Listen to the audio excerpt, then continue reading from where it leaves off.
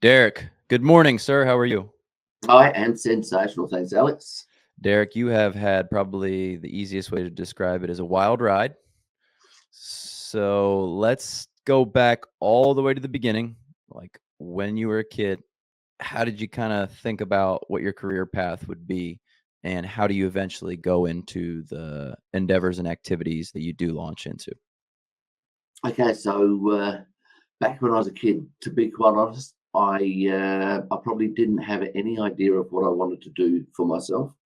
My brother is 2 years older than me, and as most younger brothers, I looked up to my older brother, and he was my hero. And I still say that to him now. We're a little bit older, but I still look up to him. He does some amazing things. But my brother, when he was 10, 12 years old, whatever it was, he said, when I grow up, I want to be a policeman. And, my hero has said this, so I've said this as well. And everybody, in the family is going, oh, Derrick, you only want to be a policeman because Brian wants to. No, no, no, I really want to be a policeman. And my brother changed his mind, and Mm, my brother became a butcher. interesting. Yeah, and everybody's going, okay, so what are you going to be? No, no, I want to be a police officer, blah, blah, blah. So, You committed. it, sorry? I said you committed. I committed absolutely. Well, I didn't want to look silly. I didn't want to look as if I'd been telling lies, and like it was only because of Brian. So it probably wasn't my first passion. Mm, But I went into the police. Joined when I was 16 and three quarters, wow. and I did a 3-year training with the police from cadetship right through to graduation at the age of 20.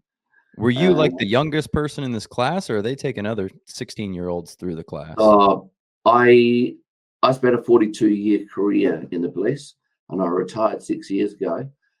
Back in the day, and back in 1976 when I joined, everybody was 16. Really? Sorry, 17 when they joined. So I started at 16 and three quarters, but they put me on delay for 3 months.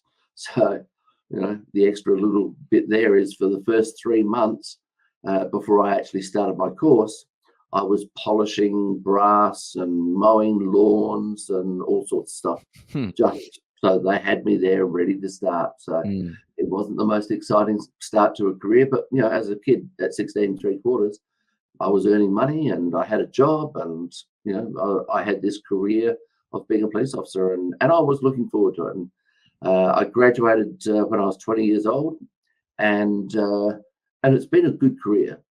But there was a point where if you're not following your passion, you get bored. Mm, And I certainly was enjoying my career, but it wasn't giving me everything that I wanted. It wasn't absolutely uh, hitting the mark. And and this is how long ago it was. I was looking through the newspaper at the ads for jobs.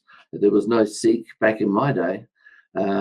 So I was looking through the newspaper at jobs to find something that I was going to be more interested in.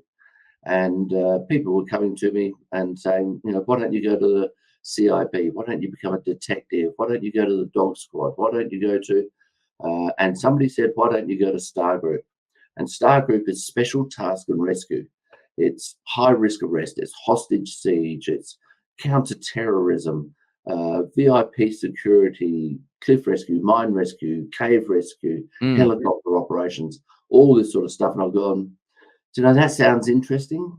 I can't think of anything else I want to do at the moment. So I may as well go and have a crack at that. That'll at least be a little bit of fun, while I'm working out what I want to do.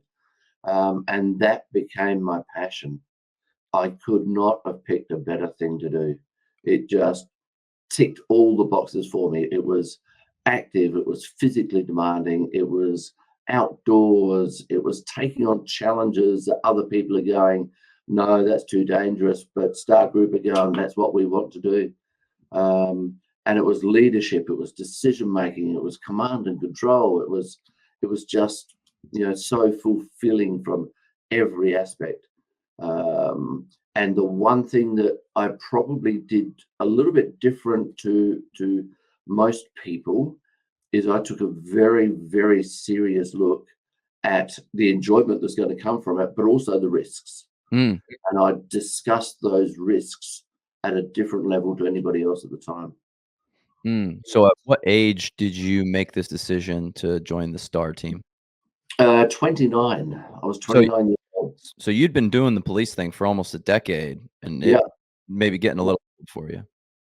yeah, absolutely. And I was one of the older people to do the Star Group course.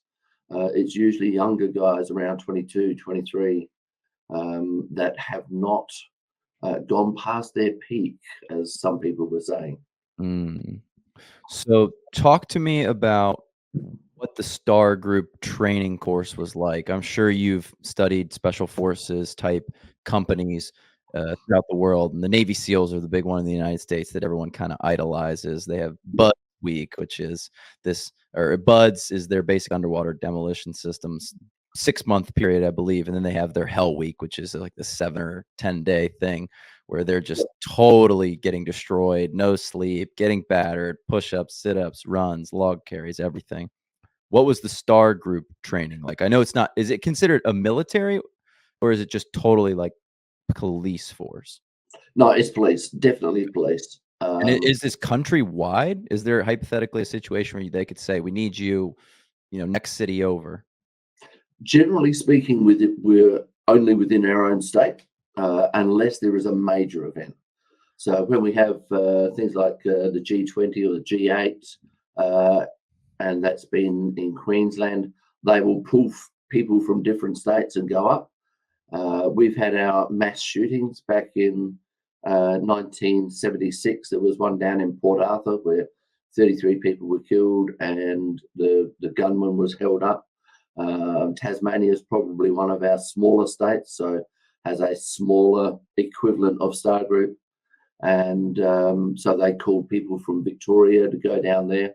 Got it. So we can go cross border, but generally speaking, we stay within our own state. Okay. But our training would be equivalent to Hell Week. Mm. The work that we do is very similar to Delta Force as well as Navy SEALs, and it's that cross between the two. So I have actually been away to our military. Our military equivalent to your Delta Force and SEALs is the SAS, which started in the UK. We've got the Australian version. And so I went away to the SAS, the military, and trained for a month in counter-terrorism for that. Mm. And so that was just another month of absolute hell. Not Mm. so much sleep deprivation, but just physically, mentally, emotionally demanding. But our selection course for Star Group is 4 days, and it is 4 days of absolute hell. Sleep deprivation, I think I've got about 6 hours sleep over that 4 day period. And if you can imagine, the night before you go on this 4 day selection course, you don't get any sleep that Right. night either. So Right. you go in there sleep deprived. But the sleep deprivation, the physical exhaustion is aimed to get you to a point where you can't do second guessing. Mm. The point that you are just going, oh, I'm so exhausted. I'm not sure what to do, but I'm going to do this because that's natural instinct. Mm. Right? They want to find out what the true person is, not what you can think through and go and analyze and say, they're putting me into this scenario and what they're looking for me to do is make decisions about, no, I'm just so exhausted. I've just got to do this. And a lot of people just go, this is all too hard. I don't want to do this anymore and drop out halfway through, as I'm sure it would be in Hell Week and BUDS and Delta Force, whatever they call their selection. And physically, people drop out physically. We've had people break knees, absolutely exhaust themselves to the point that their body starts eating on their own body because they're just using up too much energy. And as would be in BUDS Week as well, there are, BUDS is separate to Hell Week. As in those two selections, there are people that finish it and still get told, you finished, but you didn't pass. Right. So and that is soul destroying because you get all the way through. most people would do 2 courses and get selected on the second one. Some people do 3 courses. And I know of one person that did 4 courses and still didn't get selected. Ah, Yeah, yeah. what kept you going? What I've heard from those guys who have been through those types of programs is you kind of have to have your why. You have to have that North Star because Yep. inevitably you get this voice inside of your head that goes, why am I doing this? This is stupid. You know, like what? Why am I going to run another 10 miles? We ran 10 yesterday and the day before, and I haven't slept. You're just like, what's the point of this? What helped you get over that? Because as you stated, 29 years old, you're maybe 6 or 7 years past that, made of magic and fun and elasticity in your joints where you can't get injured at age 21 or 22, right? Everything can just keep on Oh, working. yeah, that's right. Yeah, the so-called bulletproof back Yeah. in the day. Um, for me, it was about. I've always been a person who likes to take on the physical challenge, and it's not so much about winning, but it is about competing and completing Mm, a physical challenge. I just absolutely love it. And the one thing that was in my mind the whole way through was, I know this is going to be hell. I know other people have finished this. So no matter what I do in this course, if somebody else is still going, I will keep pushing myself. I mm, don't care whether I'm first, whether I'm last. If somebody else is still going, I will keep on going. I will push myself through. And it was hell to try and do that. And there were certainly times where I was the last person. I had really, really sore knees by the end of the course. And so I was just sort of limping along. mhm. But it was, if somebody else is still going, I'm going to keep going too. Um, there has to be a love for what you are going to do for the end. And, Yeah.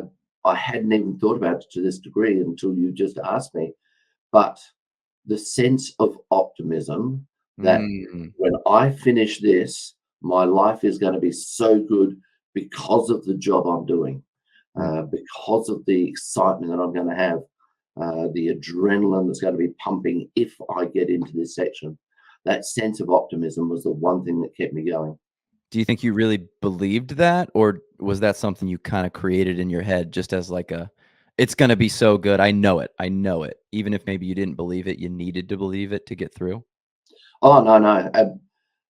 I don't, when you're in a course like that, it's either in there or it's not. It'll get weeded out if it's not real. Uh, you are so physically exhausted that if it's not real, it'll go. Everything will go out of your mind. The only things that stay in there are your real driving forces. Mm. What was the training like then? I know you're talking the brutality of it and sleep deprivation, but give me the nuts and bolts of it.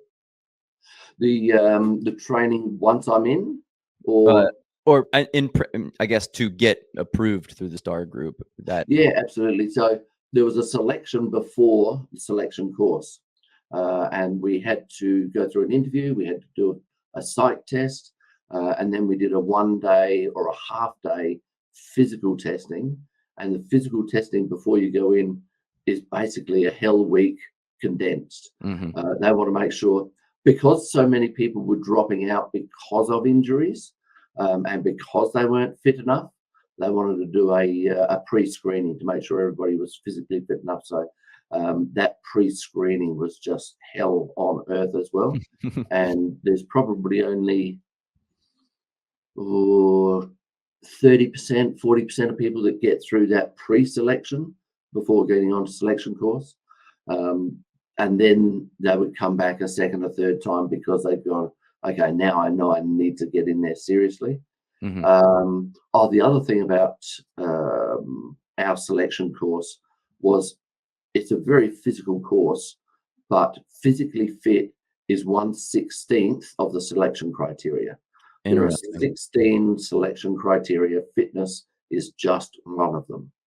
So being fit is absolutely essential, but being mentally fit is the biggest criteria.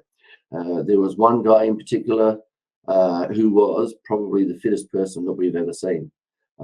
Absolute, down to about 6% body fat, muscles everywhere.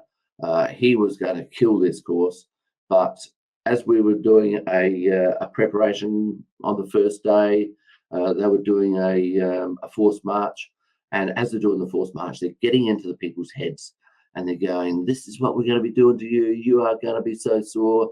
See these hills here. You're going to be running up those hills. You are going to be spewing at the top.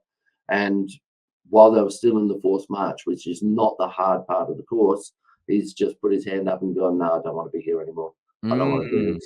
And physically so strong, mentally didn't quite have it. And don't get me wrong, he has gone on and been very successful in other careers. He went on and was successful in the police. He's left police and started his own business and very successful in that. He just didn't have the mental capacity to push himself through that course, which is not, how do you put it? It's not a failing of the person. It's just he didn't have the passion for that actual course and that career. Or even it wasn't the right time in that person's life. Yeah, that's right. Absolutely. Being 29 could be a curse, but it could also be a blessing because you have a little bit more of a sense of perspective of what you're undergoing and maybe the importance of it. When you're 22, nothing feels that important. You're like, yeah, like if this business doesn't work, I'm just going to start a new one. It's not a big deal. But once you're 30, you're like, this has to work. Like I need this thing to go. This is my whole life. And it sounds like you had done a career you didn't hate, but you didn't love it for a decade. So you went, I need this thing. Yeah, and yeah, I need is not a good enough passion. I need is desperation. This has got to be a absolute desire. I want this so much. And it's interesting you say, at 29 you've got to make it work because I'm now 64 years old and I am still pushing myself and still starting new stuff and going, I want to do this. 18 months ago, I took on a challenge. I love cycling, and I took on a challenge. I rode my mountain bike over the top of the Himalayas in Nepal, 5,416 meters at minus 15 degrees. I would have said that not Are there roads all the way through the Himalayas that you can take? There's not roads, but there are tracks. There's trails. Some of those tracks are well worn because there's lots of people doing it, and it was part of an organised tour. And there's not too many people doing mountain biking over there, but it's going to become more popular. And it was just amazing, but physically, mentally, very, very demanding. That I think brings up an important point in question. What do you think maybe you have that encourages you to do these physical challenges that you just talked about, that guy who was just fit as can be, but he didn't really have that desire. He clearly probably liked fitness, but he didn't have that like desire to get through the difficulty thing, which you've proven throughout your life. You have a desire to get through difficult things. Have you thought of what that thing is? For me, it comes down to passion and meaning. Got to have a passion for it, but it's also got to have a meaning. The outcome at the end has got to be really meaningful for you. And for me, the meaning, and I discussed this with my wife prior to going into the course, that I know that this is going to be risky going in. And this is where I talk about, I discussed it at a different level to what most people do. I had a discussion with her and I said, this is going to be physically hard, but at the end of it, I'm going to go into Star Group. And there's a really big chance I may be shot and injured. I may be shot and killed. Are you willing to support me to go into this job? And so I discussed it at that level, but I knew that the meaning was going to be that I was going to be now doing a job that one was going to be sensational for me. I was going to love the excitement, the adrenaline, the challenge, all those things I said before, but it's also going to be meaningful for society. Somebody needs to be in a position where they step up and take those challenges on. I'd already stepped into the police force, so looking after society, looking after other people was meaningful to me. But this was another level, so it had to have that meaning to me, and that had to be a passion purpose as well. But for anybody doing any career, so let's not just look at what the physical challenge is. Let's look at any meaning for any career. I mean, your job, your business you're running now, doesn't probably have a massive physical component. You don't have to be, getting down doing push-ups every day and lifting heavy weights and expected to be wearing huge weights of flak vests and sledgehammers and all that sort of stuff that you're carrying into jobs. But you have a passion for the job that you're doing, and you do it extremely well. Obviously, you've been on the rich lists and the fastest growing lists 5 and 6 years in a row. So you've got a passion to build your business. The one comparison that I really love making is with my accountant. My accountant is the loveliest lady you could ever imagine. She's absolutely beautiful, but there's no way in the world she was ever going to go into Star Group. She thinks I'm insane just because I have done it, and I still love the fact that I did it even after being shot. But I look at her job and I think that would send me round the twist as much. If I had to go and be an accountant, I would be backing out of that within 3 weeks of training. So she's got a passion for accounting, and she is absolutely exceptional at it. I've got a passion for what I was doing, and I believe I was pretty good at that as well. So it doesn't matter what job you're doing. If you have a passion for it and you are performing at the top level, that's where we get our satisfaction in life.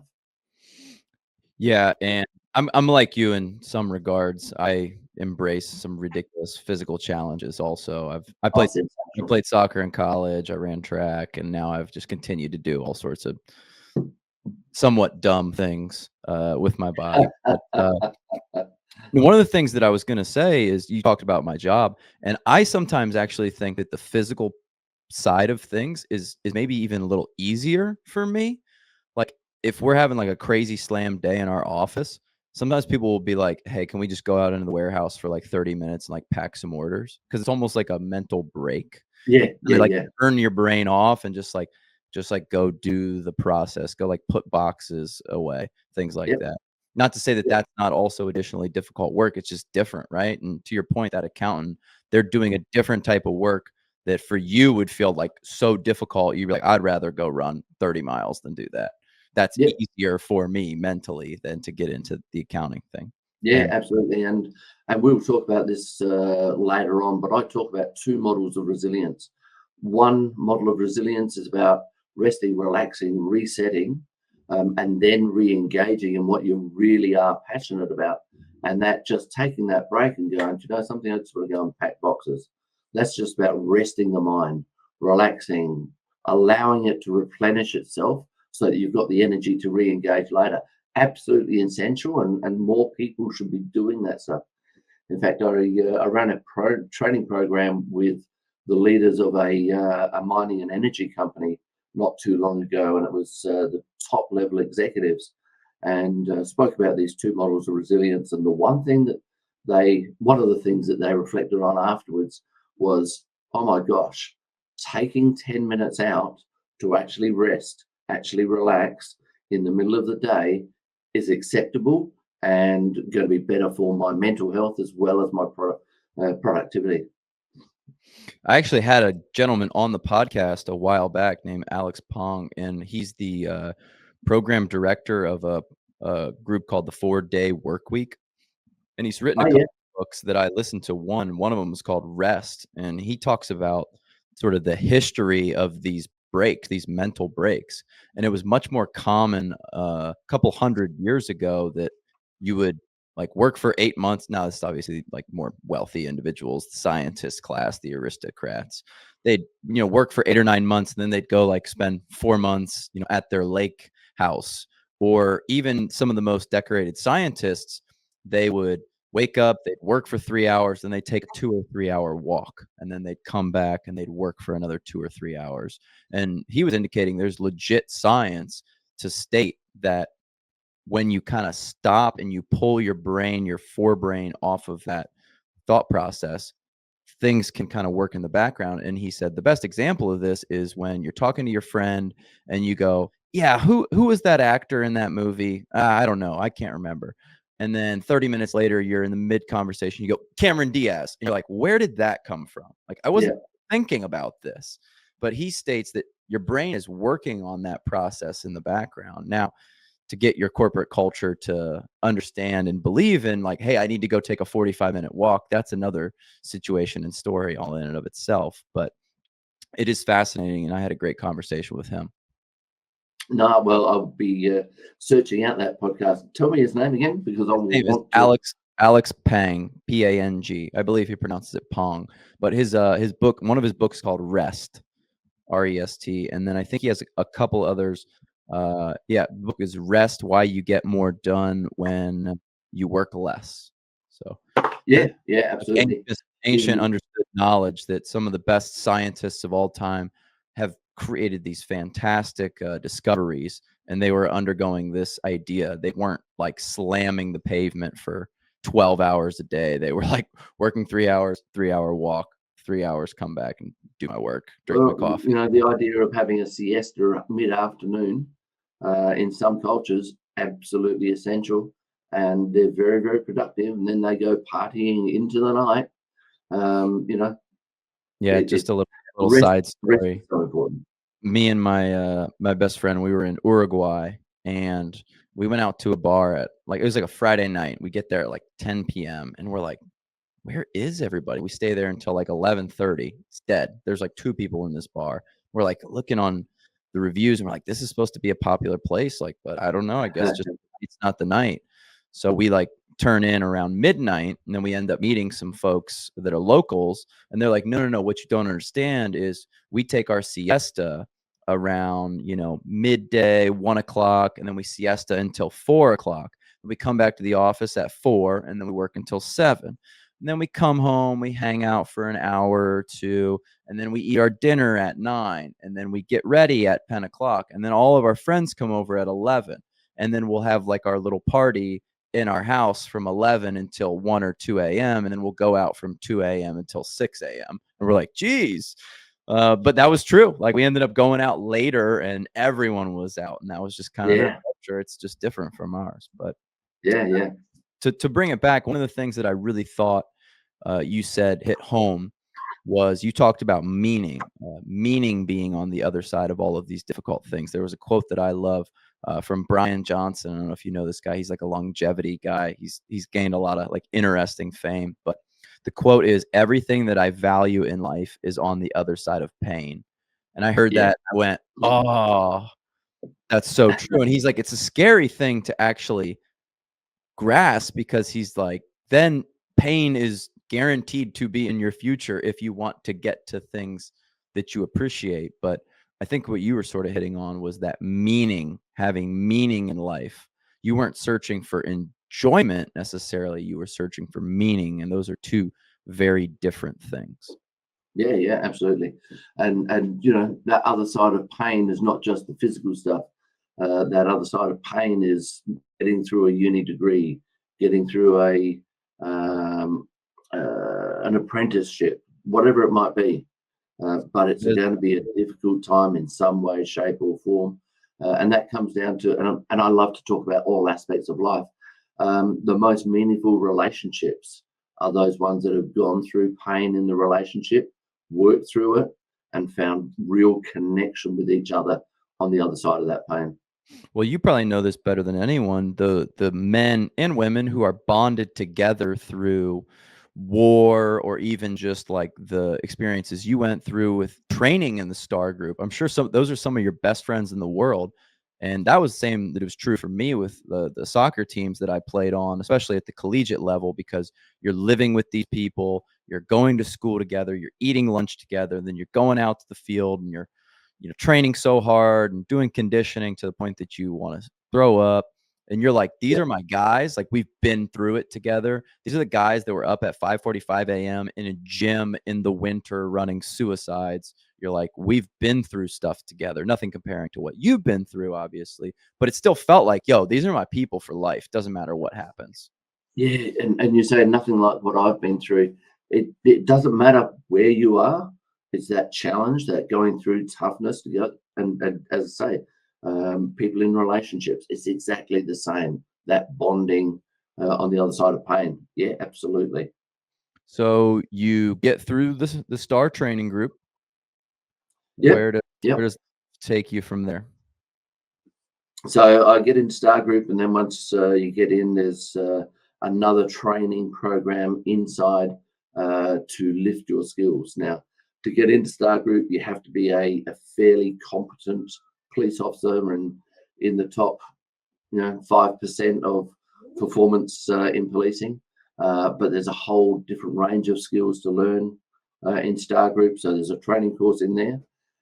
And then you start taking on specialist skills.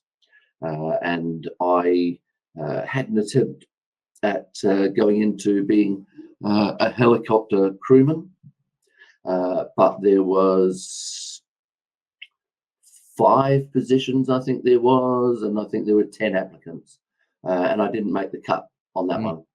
So I didn't become a helicopter operator. I mean, we did lots of stuff in the helicopter, but I wasn't the one in charge of placement and skills for that. But I then went on. I became a sniper and did the sniper course. I went away and trained with the SAS in counter-terrorism and became one of the people with the highest skill in entry into strongholds, actually going through a building and encountering terrorists, and that skill was brought back to just entering buildings with high-risk offenders and hostage siege situations. I then also became a diver, and the dive course, underwater recovery, the dive course, which is the BUDS, that was even tougher than the Star Group course. And again, you had to have an absolute passion. I had to do that course twice. When I did it the first time, there were 6 positions available, and there were 10 of us on the course. And yeah, I was one of the ones that got cut. I didn't make the cut on the first time round. I went and did it the second time, and to go and do it a second time is just ridiculous. You know how much pain you're going to be in. You've already been in that pain. We spend 4 or 5 hours in water that is about probably 12, 13 degrees, and sometimes you've got a wetsuit, sometimes you haven't, and so it's this absolutely physically, mentally demanding course. And I did it a second time and passed it on the second time. But again, I knew what the excitement was going to be, what the pleasure, the meaning was going to be on the other end of this course. And again, it was about completion. I wanted to push myself to actually complete it and be successful. Yeah, David Morgan famously says cold water is where dreams go to die. Yeah, absolutely. I haven't heard him say that, but he's actually coming out on a tour in Australia. So I'll be heading over to listen to him talk. That'll be amazing. That'll be fun. Yeah. So I got my skills up, and I did 5 years of operational work in the Star Group, going to high-risk arrests, going to VIP security jobs. When the Queen came to visit South Australia, we were the close quarter protection for the Queen. She had her own protection detail, but that was only about 3 or 4 people that were doing the absolute essential to be with her. We were the close quarter detail for her, doing the advanced security and all those sorts of things. And so that was another bit of excitement. We were doing cliff rescues and cave rescues and all this sort of stuff. It was just physically, mentally, emotionally demanding. And we got to go on the helicopter and fly out to different locations.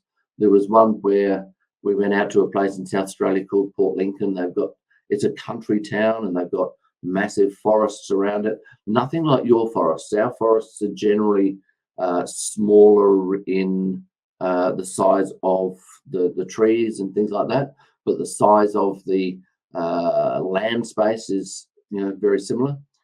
So we were going out to this forest. There was a murder that had been committed. We knew the offender was in that forest.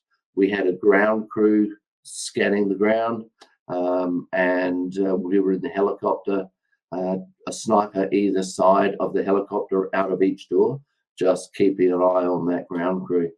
And that, just to look back on my career and go, do you know something? I had some absolutely amazing times. And I mean, if this, murderer who was armed with a long rifle decided to take out the helicopter and we couldn't see him, then we obviously knew we were in a dangerous spot as well. But it's that balancing of risk and reward and risk tolerance, and knowing what our alternates are if those risks do come up. Yeah, I like to use this phrase that adventure is just exploration with unknown consequences, right? Like if I'm going for a walk in my business park, that's not an adventure. Like I know I Yeah, can loop and get back. It's not an adventure. So some people don't like to think about it that way because I want it to potentially not work out. Like if it just works out all the way that I planned it to, that's not really an adventure. It's not as fun for me. Even like traveling in a foreign country. We just went to Mexico City. 2 minutes after we left the airport, I was driving, got pulled over by the cops. We're just like, "Great." Got shook yeah, $200. Everyone's like, "Oh, this sucks. This is terrible." I was like, I don't know. It was kind of fun, like you did it. You got the whole experience of the country. You came out fine on the other end and you were safe and it cost you 200 USD, but it's not the worst thing in the world. It's fun. It makes it kind of an adventure. Um, my daughter was 18, 19 and went overseas on her own for the first time. I gave her Dr. Seuss, The Places We'll Go, because I wanted her to go and push herself and go to places where she's going, oh, I'm not sure how this is going to work out.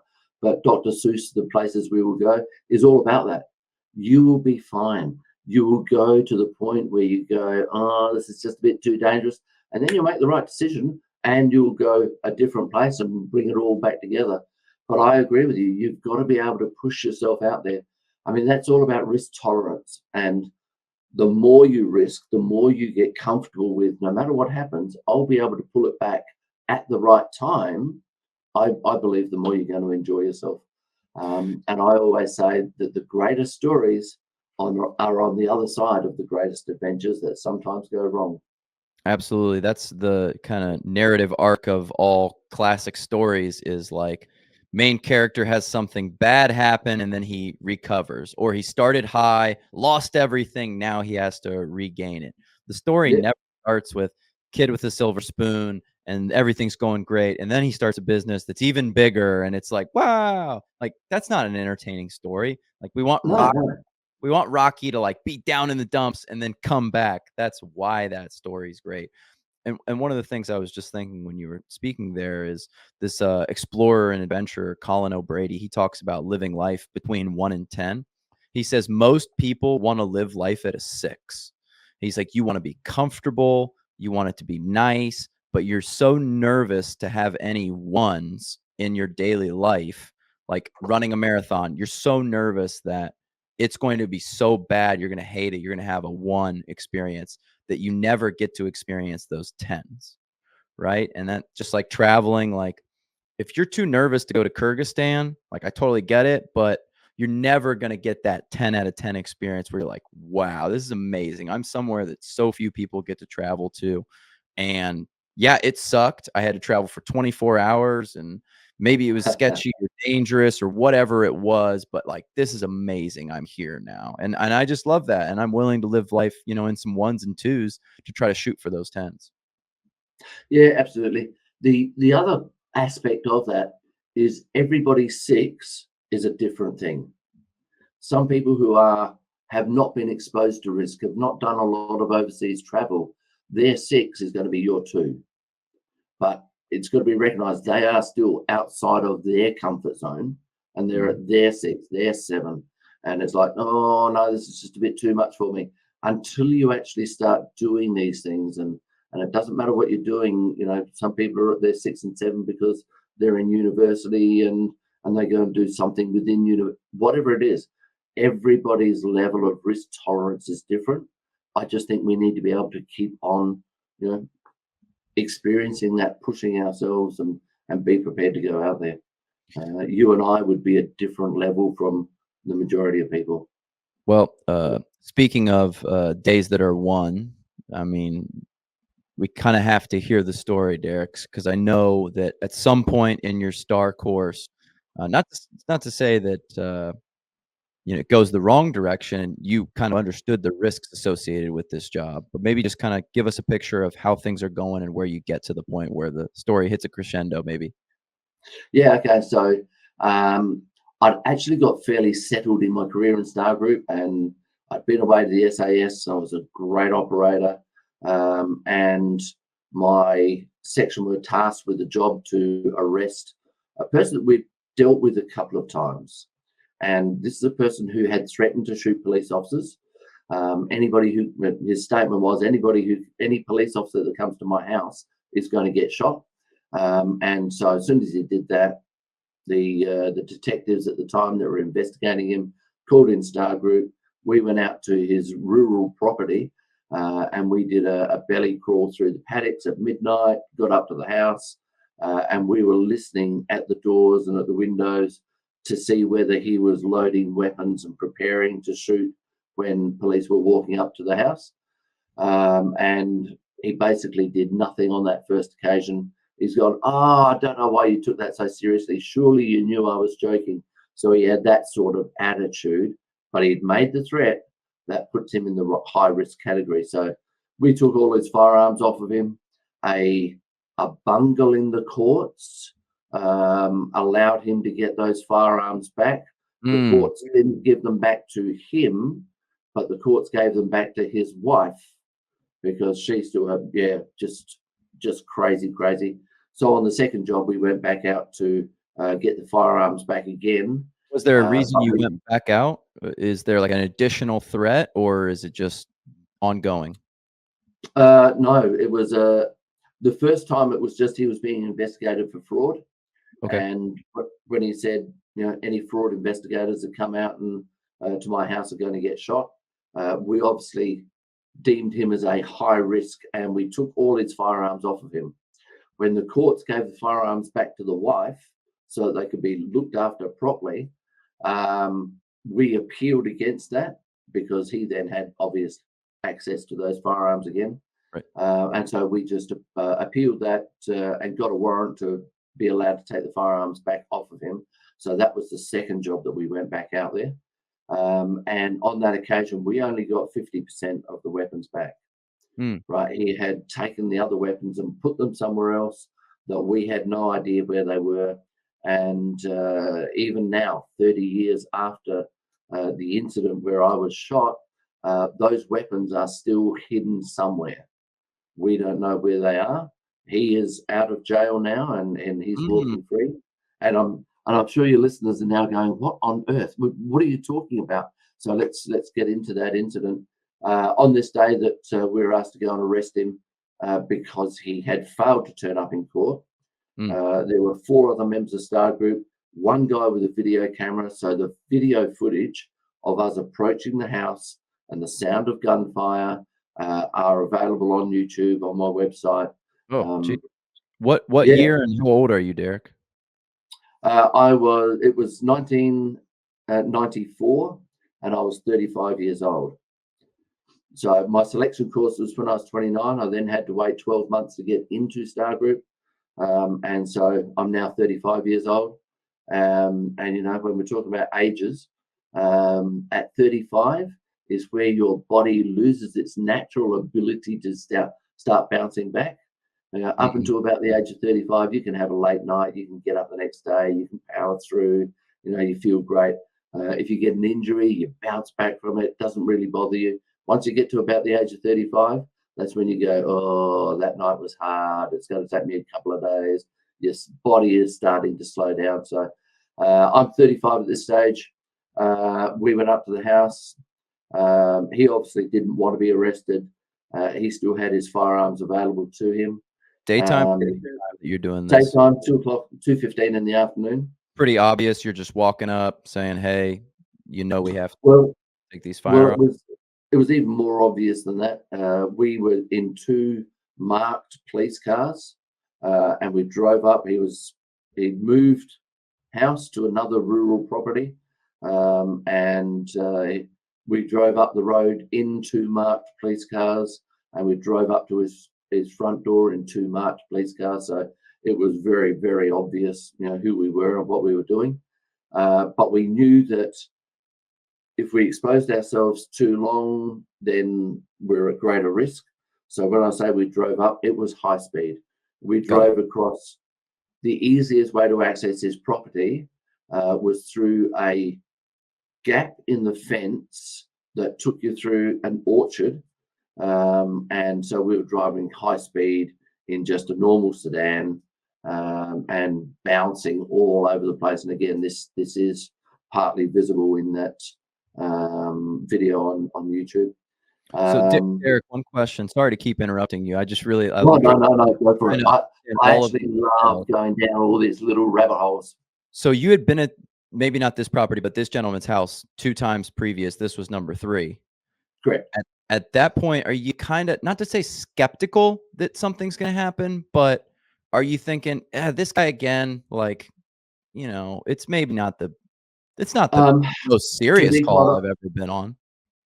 To be quite honest, well, there's degrees of high risk situations. There's no two ways about that. And he was always a serious threat. In another incident with other police officers that we obviously keep records on, he got pulled over by undercover police, not in uniform. And when they pulled him over and they were walking up to his car, he was reaching across into the back seat to pick up a firearm, which was fully loaded, and he was going to get out. It was just very fortunate that the police officer got next to his window with a gun already in his hands, and stopped him at that point. So we knew that he was the lower end of high risk, but still a serious potential offender. So obviously, it's still a big jump from, maybe reaching for a gun to like firing on a police officer. Actually firing, absolutely. Now, civil liberties say that until somebody actually does something of violence, we are not allowed to respond with violence. So that's why we had to drive up to his house. We had to knock on the door, rather than just going, this guy's potentially violent, we're just going to smash the door in and arrest him. So we try to do things, the right way. We look for the best in people. We give them the opportunity to be their best self if they want to be. And I know that sounds politically correct, and it was probably phrased that way to be politically correct, because in most cases we want to see the best in people, but we've also got to be always cognizant of the actual danger that they potentially pose. So this guy was there was never a complacency, but there was always an acknowledgement that he hasn't actually done anything of violence in the past. So I mean, I've certainly been, and I had this conversation with people last night. Is this the worst person? In fact, I was talking to school yesterday. This is when it came up. One of the students asked me, "Is this the worst person I've ever had to arrest?" And no, he's not. Certainly, he shot me, and it was charged with attempted murder. But I've arrested people that have assaulted people and been absolute animals in that assault. And that if they do that to other people on a regular basis, this is bikies and underworld type figures, when they're doing that, that there's such potential that they won't have any compassion for you. They won't have any understanding that, you're only trying to do your job. They are going to be just as violent. So this person was not the most violent, not the highest risk person that I've ever arrested, but he certainly had a massive impact on me. Okay, well then, you rip through in the sedans. Sorry, say that again, Alex. You rip through in the sedans. You're at the front. We rip through in the sedans, and in the video you'll see we walk up to the front door, we knock on the front door, we call out with police. When I say we, the team is spread out across the front of the house. You'll see the sergeant actually knocking on the front door and calling out, "We're the police. We want to talk to you." And it's Mr. Grosser. We're the police. We want to talk to you.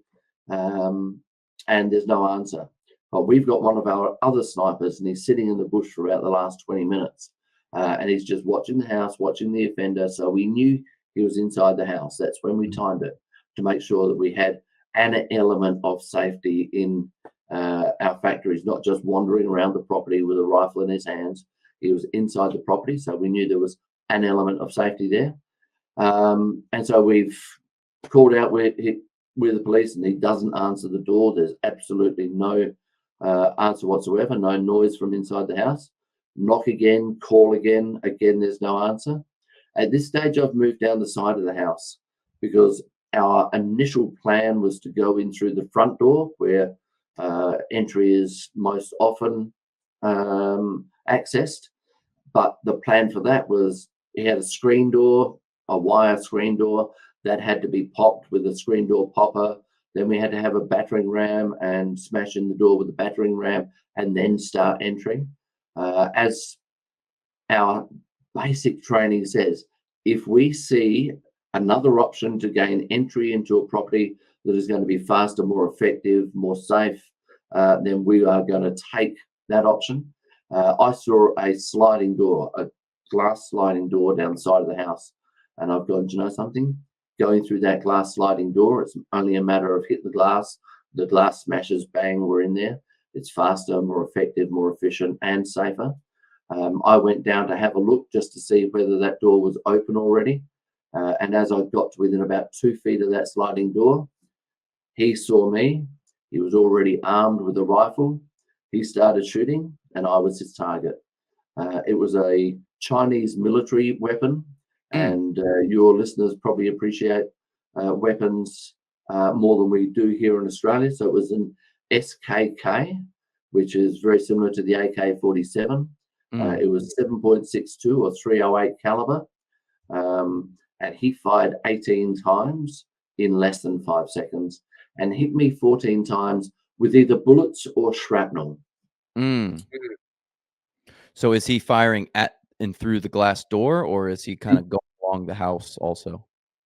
No, he's firing through the glass door, and the glass door, there is a curtain between the glass door, and he's just shot straight through. I couldn't see into the house, and for a section of that glass door, it was a heavy curtain that you couldn't see through, right?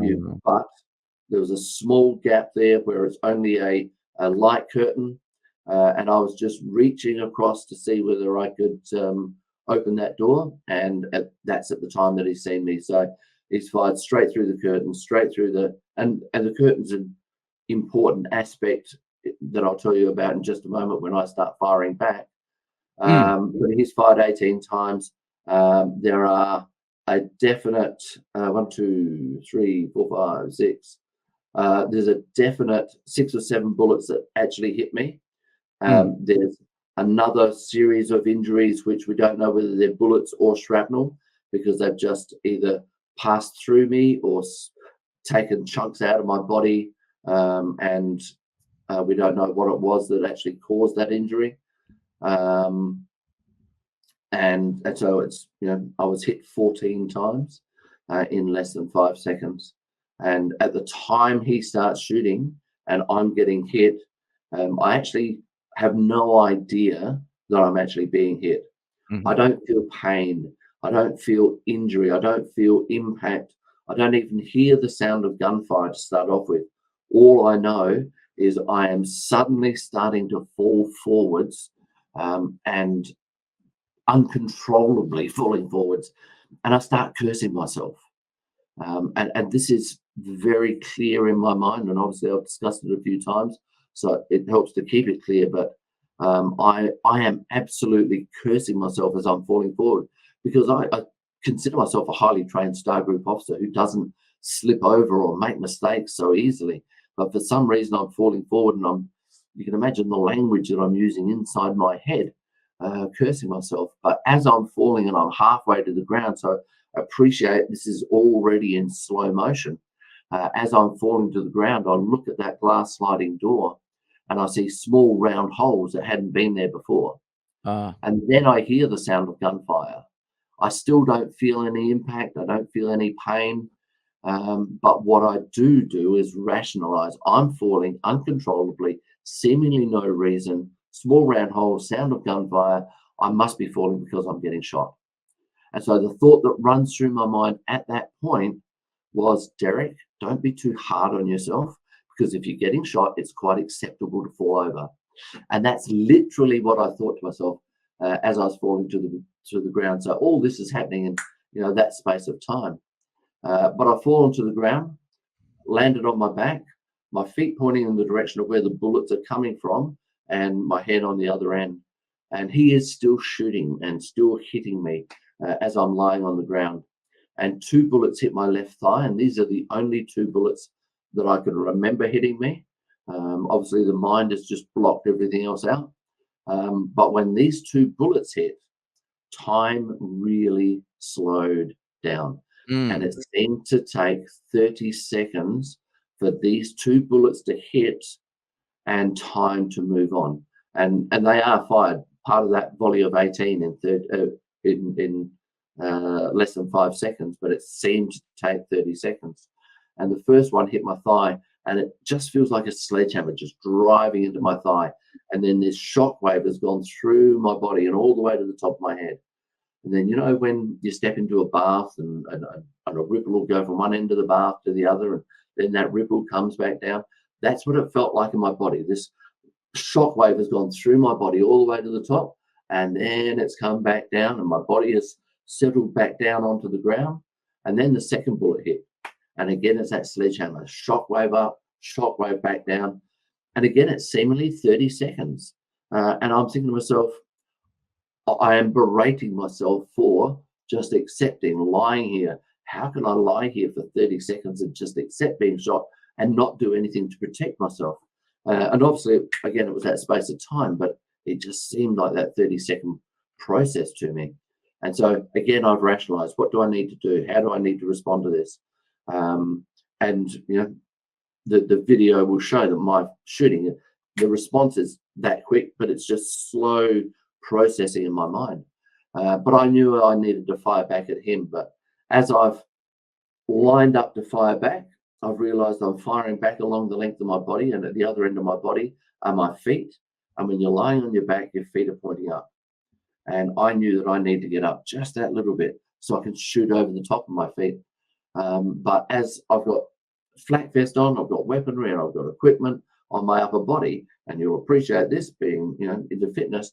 As I've lifted my upper body up, my feet have come up to counterbalance. Mm-hmm.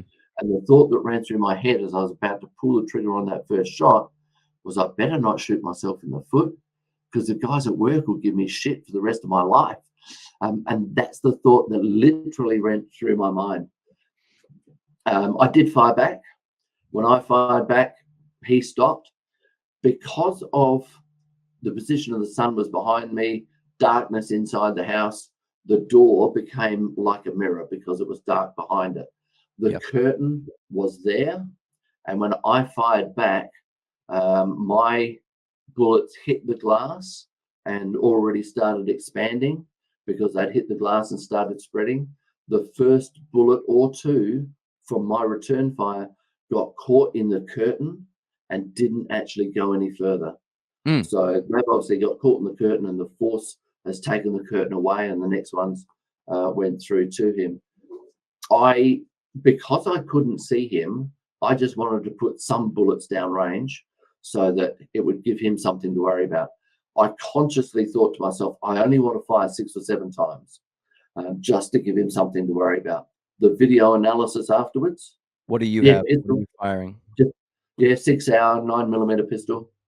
And I just fired back, consciously wanted to fire 6 or 7.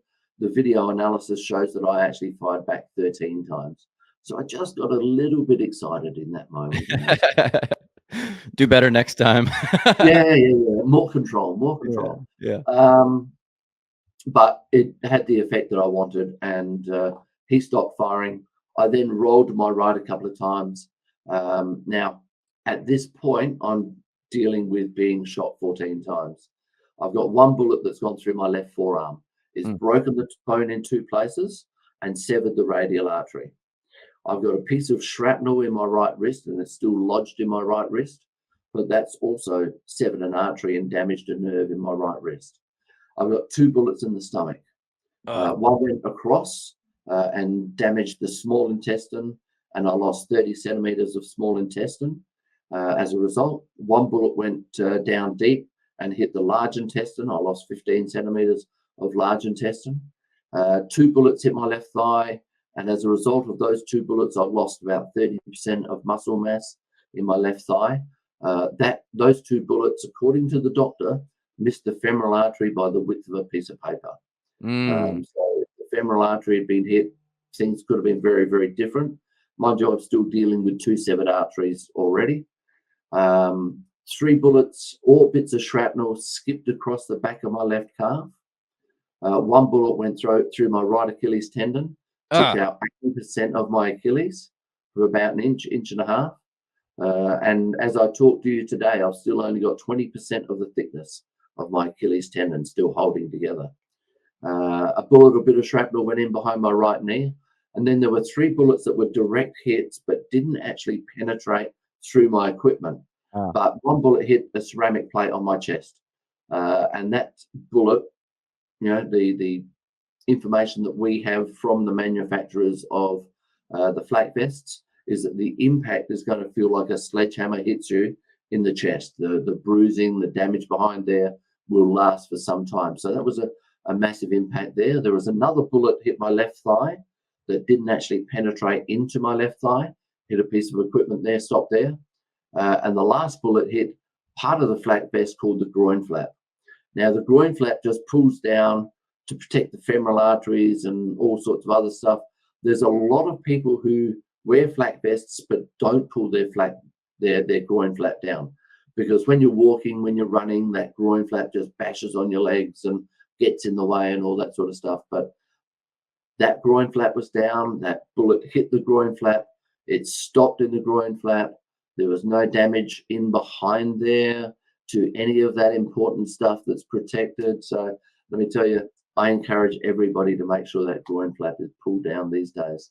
It's absolutely vital. Well, hard to say that you were lucky, but I mean, just to be hit that many times and make it out. Yeah, absolutely. Do you know I obviously have an ability to look at this with a light-hearted perspective, and I can see some funny things that happen with it, but I do not ever dismiss the seriousness of what I've been through. But just when you say, you can't call it lucky, there was certainly an amount of luck in that. Bullet half an inch one way or another penetrated into my body, hit a spleen, hit a kidney. The bullet that hit the flak vest, the ceramic plate, that was directly over the heart-lung area. So, if it had penetrated there, things would have been very, very different. So there was an amount of luck, but the rest of it, I believe, is just mindset. Me being able to control my emotions so that I can physically control my body to do the things that I needed to do to sustain life for that 3 hours that I was then lying on the ground.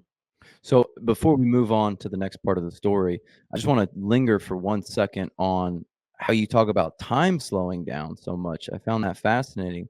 You said that you had like 3 or 4 different conversations with yourself just in the span of you falling. Like if we think falling takes maybe a second, maybe a second and a half if you're falling slowly, but Yep. you caught yourself essentially saying like, you're being an idiot. You're a dumbass for slipping and falling while on a mission, no less. Then you look, Yep. you see the glass, you process that, oh, something must have happened. Oh, actually, I must have been hit. And then you forgive yourself all in that moment. What do you make out of that time slowing down? Have you read any other accounts of people indicating the same thing? And how do you think that that's happening in the brain? There are a lot of people who talk about being in car accidents and the car rolling, and they see the tissue box floating across the air in front of them, and it's this slow motion process. So I don't know exactly what that's all about, but the thing that I take out of it is that it happens to so many people that we're able to analyze so much detail in the midst of adversity and things happening, that it's something that the brain can do. Mm-hmm. And if the brain can do it in those situations, I would love to be able to do some research to find out how do we access that ability to do it more deliberately. Yeah. Because if we could do that more deliberately, how much more would we be able to achieve? Now, as much reading as I have done, there are no gurus, whether they be shamans or Hindus or Buddhists or whatever they are. There is no one that I know of that can slow their mind down. People can slow their bodies down. And his name escapes me. The guy that does the immersion in cold. Wim Hof. Oh, Wim Hof, yes, yeah. Yeah. He can slow his body down. He can slow his breathing down. He can slow his metabolism down so that he can stay underwater and in the cold for extended periods. But there's no one that can slow their mind down to analyze detail in that degree that I'm aware of. I'm reading about it a little bit right now. It says this warping of time apparently does not result from the brain speeding up from adrenaline, which makes sense to me because there's no possible way you could release adrenaline that fast, I wouldn't think, in the span of, a half a second. This article says instead this feeling seems to be an illusion, scientists now find. They did things like dropping volunteers from great heights. I guess that maybe makes sense, that not necessarily time slowed down. It's just your perceptual chronometer, it says, adjusts so that you're kind of processing things a little bit more. And then it says right here, a memory trick. Instead, such time warping seems to be a trick played by one's memory. When a person is scared, brain area called the amygdala becomes more active, laying down an extra set of memories that go along with those normally taken care of by other parts of the brain. I guess that would also make sense, right? What I did 6 weeks ago at this time, I don't really remember, but you remember everything from that day just because it was so impactful. So I don't know. Yeah, absolutely. But for me, it was in that moment. I was able to process these thoughts and know I'm processing these thoughts in that moment. It's not that something that I remembered 6 weeks down the track. I remember in that moment processing the thought. I'm firing back along the length of my body. My feet are at the other end. Let me just think about this a second.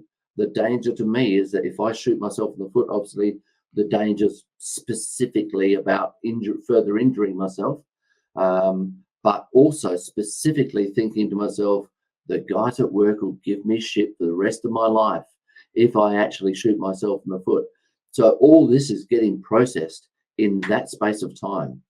And it is the fact that I was laying there and I felt this shockwave through my body and literally saying to myself, how can I lie here for 30 seconds and then decide to shoot back?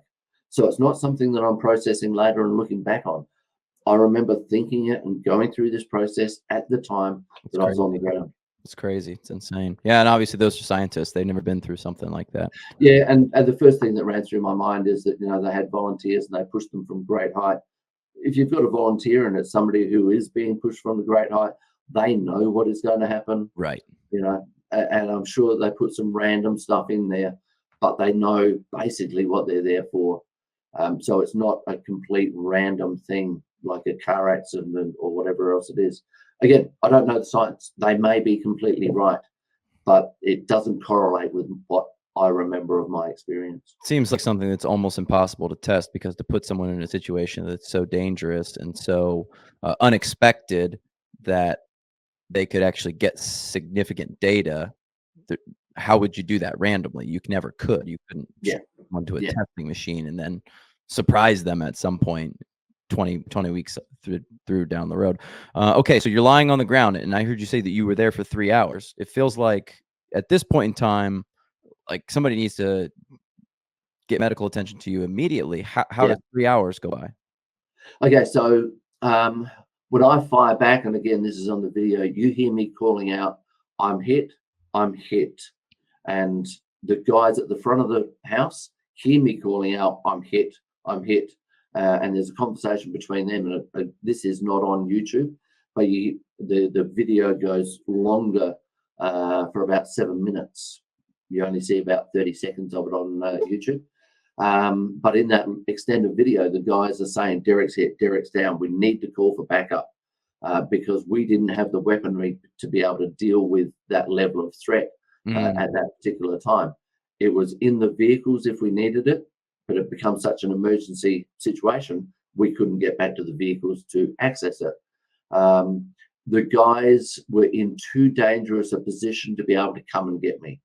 I got you. They'd be very exposed. Oh, absolutely, massively exposed. He's got a high-power weapon. He's obviously shown that he's prepared to use it. I've called out I'm hit, so they know that somebody has been hit. The sniper who was out in the bush, he's looking through binoculars at what's going on at the house. He sees me going down the side of the house. He can see the glass exploding out of the glass door as I'm being shot. And then I drop down, and there's enough bush and terrain that when I just drop to the ground, he loses vision of me. So he doesn't see what happens from there. But I've dropped to the ground. I've rolled to my right a couple of times. Now, despite all the injuries that I've got to my legs, my body, my ankle, I managed to get back to my feet, and I stagger around the corner. And I'm probably going to give you a little bit more detail here than I give in other podcasts because we do have a bit more time. But I stagger around the corner, and there's a trail of blood behind me as I go around the corner, and my legs start to grow weak, and I just need to lean against the wall to support myself so that I can gather my thoughts, work out what I'm going to do next. And as I lean against the wall, my thought process goes again just that little bit outside the square. Do you remember the movie, and this is 30 years ago, The Naked Gun? Yep. Yeah, Leslie Nielsen, O.J. Simpson, an absolute spoof on two cops who are just stupid, do the most crazy things, but everything they fumble through and get through it. In one of the opening scenes, O.J. Simpson breaks into a room on a boat and arrests half a dozen guys who are conspiring to sell drugs. He's got his gun, he's got his badge, says you're under arrest, and they start shooting him. And he's getting filled full of holes. This movie is running through my mind as I lean against the wall because he's getting filled full of holes and he's looking at himself, and he's falling backwards, and he puts his hand out to balance himself, puts it on a hot combustion heater, so that just compounds the whole situation. And then he falls sideways and falls against the door, gets wet paint in his jacket. He's more worried about his jacket than what he is about getting shot. That movie is running through my mind as I lean against the wall, because as I lean against the wall, my forearm is broken in two places. And as I lean against the wall, my hand just folds. And I look at that. This scene runs through my mind, and I say to myself, damn, this is not a good day. Oh my gosh. And It's funny that you can look back on it and think of it kind of in almost a slapstick comedy way. Like, this is legitimately a movie. This would happen to the star. They try to use their hand. And yeah, and again, this is, I'm able to look back on it now, but that is actually what was going through my mind as I leant against the wall. That scene was running through my mind. Now, people will legitimately say, how could you possibly process those many thoughts, have those crazy thoughts in the midst of something that big? And this is all about preparation. This is about preparing ourselves for what we can realistically expect to encounter in our day-to-day life as a result of the choices we make or the circumstances we find ourselves in. Now, as I say, I thought about going into Star Group differently to anybody else. 5 years prior to this shooting, I sat down with my wife and I said, there's a real possibility I may be shot and injured. I may be shot and killed. My question to her 5 years prior to the shooting was, if I die, what's your life going to look like? Because this is not just about me. We've got to look at things not from just our perspective. It's our actions are going to have an impact on our family, our friends, our team, our organization, there is a greater ripple effect when things happen to us. And so my question was, what's your life going to look like? And I wanted her to consciously think about this, because if I die, the impact on her is going to be massive. And we discussed there's a possibility that she may go on and get married, find someone else to help her look after our 4 children at the time, or she may stay. 4 children at the time. Only 4 children, only 4. Gee, you spared that little piece of information. I've got to admit, throw my hand in the air, I cheated. I've got 2 stepchildren at this stage, and 2 biological children. Well, So I was gonna say, you really batched them out, man. If you decided between the 29 and 35, you really powered through. Yeah, absolutely. But no, 2 stepchildren, but they are still. I'm now divorced from that lady, and been divorced for about 28 years. But those 2 children are still close to my heart. My step grandchildren know me as Pappy Derrick, so that relationship between myself and the children is still good and tight, which is very, very important to me. But I sat down and I had a conversation with my wife about whether she might go on and get married. She might want to stay single. This was not about me saying, this is what I want you to do, this is what I think you should do. This was about giving her clear, unambiguous concept that whatever she decided to do, I would support. The worst thing that I could imagine is that I die and then she goes through the rest of her life. What would Derrick have wanted for me? Yeah. If I go on and get married, would he not have wanted me to get married? How will his family judge me? So I wanted to have it very, very clear. Whatever you decide to do, I fully support. And, this is a very confronting conversation for her. And some of these conversations, people go, oh, do you know something? That's just too big a conversation. I couldn't have that. And from my conversations with police around the world, America, even in Vietnam and China, I've had conversations with police about this. There is only about 1% of coppers who actually have that conversation with their partner.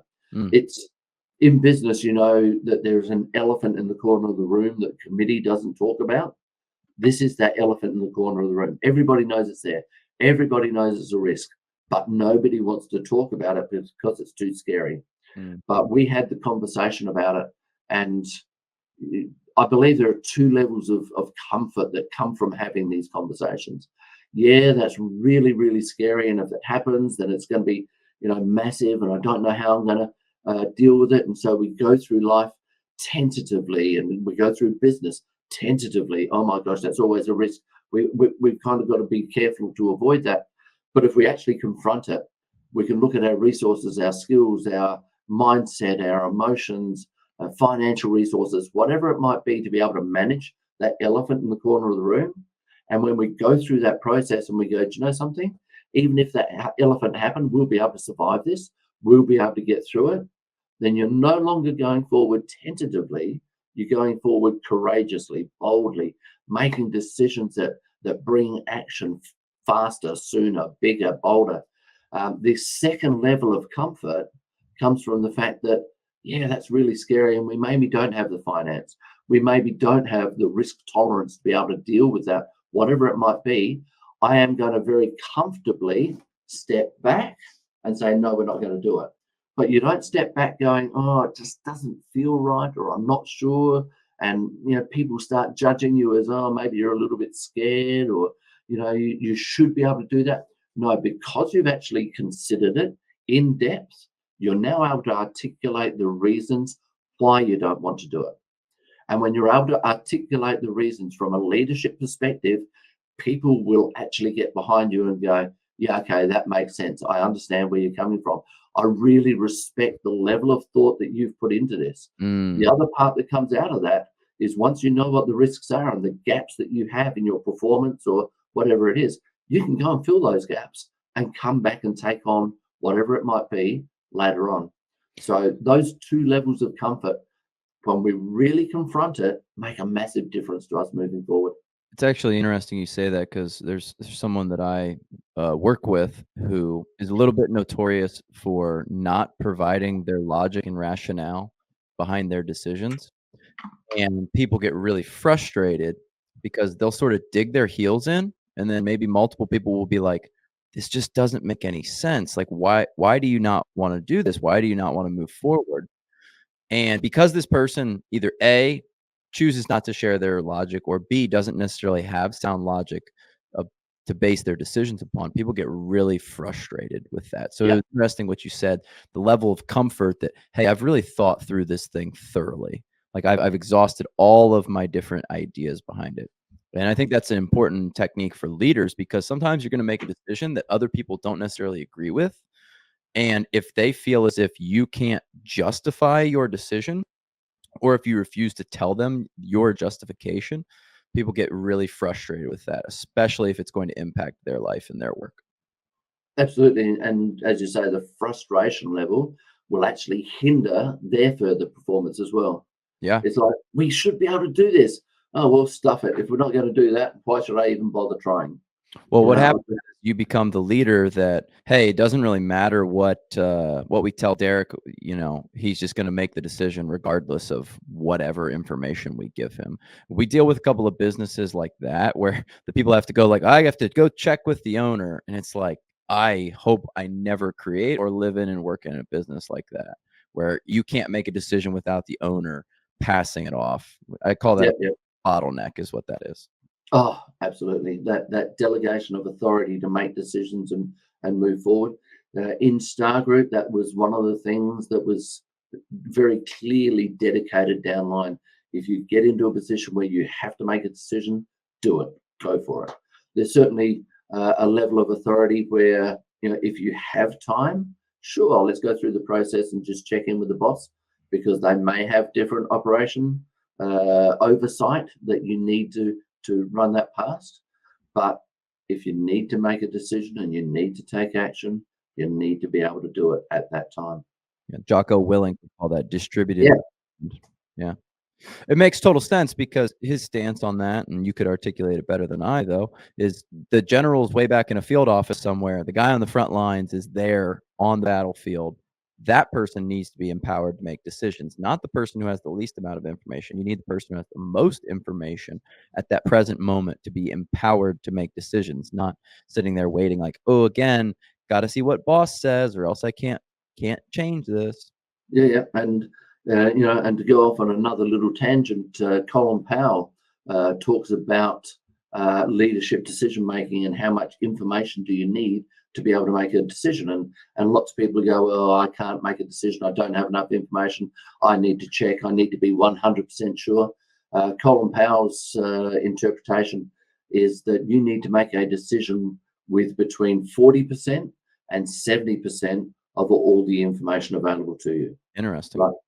And if you make a decision at 40%, you are taking action immediately to try and find a resolution. But if you then find other information which influences it, you can change your action, you can change your choice and take a different direction. But you've got to make a decision. You've got to be able to take action. Now, if the more information you have, the better decisions you can make. Absolutely. But if you wait until after 70%, if you're in a business, somebody else has already taken that opportunity and they're acting on it, and you're too slow now, Yeah. right? And that becomes procrastination area. This is perfectionism. No, no, no, I can't do it. I can't do anything until I get absolutely all the information. You're never going to get 100% of the information. Yeah. But when you take a decision and you take action, if you then come into further information, the greatest thing a leader can do is always be assessing, is this action still the appropriate action to take? And if it's not, let me change my decision and take a different move. So the calculus essentially that Colin Powell is talking about is he's saying that the ideal decision is between that 40 and 70% because the additional 30% is sacrificing time. And you're giving up so much with time that you don't really gain as much with that extra 30% of knowledge Yeah, as absolutely. by acting faster. Absolutely. And, in the context of war, which is, what he would have been thinking about, Yeah. although he was talking about business as well, in the context of war, if you're waiting to get 100% of information, they've already taken different action. They've taken a different route because everything is dynamic in war. But in business, if you wait for 100%, your competitor has already gone, there's a bit of stuff we can take action on here, and then they're in front of you. So you've got to be dynamic and dynamic in response, as well as, taking that initial action. You really see this. I love trading the stock market. I like trading stocks and options. And if you wait until the move has already happened, then there's no profit to be made. But Yep. you have to be early, essentially. And you're gambling. You're saying, like, I don't have 100% of the information. I maybe have 40, maybe. But it's a little bit of a gamble because I think that I'm going to be able to catch this before everyone else does. And if you wait until it's already occurred, there's just no money to be made in it. Yeah, absolutely. And again, you would be reassessing every decision all the way. Like, you would make a decision at 40% and go, I know, well, I feel like this is going to rise. But if it actually starts to dip dramatically, bang, sell out, get Yeah. out of there. Yeah. Don't commit to it and go, well, no, I'm just going to wait now. No, you make that reassessment and make a better decision. Absolutely. Okay, so your arm is leaning against the shed, unfortunately, and that's not as supportive as you wish that it was. Yeah. But we're still 60 seconds, maybe 3 minutes after the shooting. Yeah. So Yeah, take yeah. take me through the next couple of hours. Yeah, this is definitely within 60 seconds. So I've when I got shot, I've called out, I'm hit. And when I go around the corner and I'm leaning against the wall, I need to let my mates know that I'm still alive, but I do need help. So I've called out, I'm hit, I'm hurt, but I need help, just so that they're absolutely clear that, they need to get to me. They had already moved so far away and were so much into action mode, they didn't hear me calling out that. And we now have a house between us. I'm on one side of the house, they're on the other side of the house, and they're moving further and further away. So they didn't hear me calling that. But I am aware that the offender is just inside the house, and he would have heard me say that. Right. But I'm also hearing his wife screaming out at him, Oh, geez. Tony, stop. Tony, don't. I don't hear what he says back to her, but she is absolutely livid. So she's in the house with him and the two young children who are about, Gosh. yeah, the two young children are about 2 and 3 years old at the time. And this is information that we had as we were approaching the house. So that impacts on some other anticipated action, anticipated consequences. Interesting. Yeah, you I can't had to just consider. fire into the house, with reckless abandon. Well, the thought process that went through my mind is, no, I can't fire into the house with reckless abandon. That's just crazy, because it may not just affect the offender. I've got a woman and two very young children. But taking that process, the next step forward is, if he is starting to shoot at my mates, then I'm going to have to shoot into the house. Yes. And I may not be able to see where those bullets are landing, but if he causes us to be in a situation where we need to defend ourselves, then we need to take that action. Now, my first shots, if I can't see where they're going to land, and this is process that I went through as we were assessing what we were going to be doing. So I only had maybe 10 minutes to do this, and part of it was done in the drive through the paddocks. If I can't see what I'm doing, I just want to put bullets down range, give him something to worry about. I don't want to hit the wife or children, so I'll put the bullets high and into the ceiling, just so that he knows bullets are coming back towards him. But if my mates are getting hit, then I've got to put bullets directly towards him. And the collateral damage may be that I hit the wife, or if the wife is holding one of the children, I may hit the child as well. And I have to be able to process in my mind, as I'm approaching the house, if I take the life of one of the innocents, how am I going to live with that for the rest of my life? I need to know that my actions are justified enough that if the innocent person's life is taken, my actions are appropriate at the time. And that is just a very, very unfortunate consequence that I will be able to be satisfied I took as much risk mitigation to avoid it as I possibly could. And I'm obviously choosing my words very carefully here. But that risk mitigation is one of the most important things. But the unfortunate thing is, if I have to shoot at him, then I have to take whatever action I can to protect my mates or to protect myself. The other thing that I considered as I was driving up was, if I take one of their lives, that's going to be terrible. If I take his life, that's action that he has caused us to take against him. But there's also going to be a further consequence, that if we take his life, then the impact on his children is that they're going to go through life without a father. Now, if I meet those children when they're 18 years old, and for whatever reason they find out, we find out who each other are they going to be saying to me, I hate you because you killed my father, and I have now had a crap life because of what you did to my father, and I hate you because of it. Will I be able to live with that? Now, there's no two ways in the world. It would absolutely destroy me to hear that from a child. But do I still think that my actions were valid at the time? And I had to think through this whole process prior to going up to the house. And so I probably think about these things, not different to everybody, but there's many that go into these situations without thinking at that depth. You definitely sound like you thought about it in great detail. But at the same time, as you're thinking about these, not to say that you didn't believe they would come true, but as you said it yourself, this isn't the highest security mission you'd ever been on. Correct.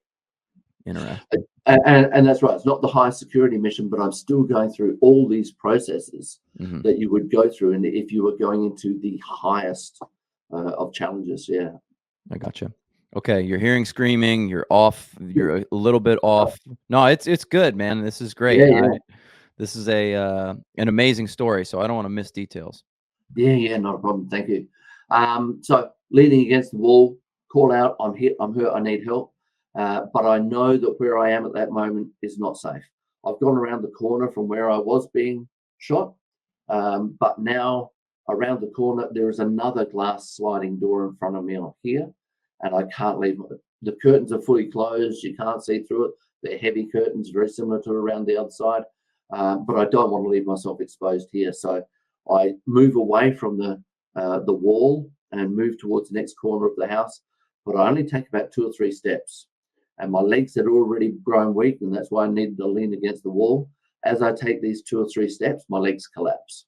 And I fall to my knees, and I'm crawling along on my knees for 2 or 3 meters. Body getting weaker all the time through the injuries, the loss of blood, shock. And I fall to my hands and knees, and I'm literally crawling along on my hands and knees.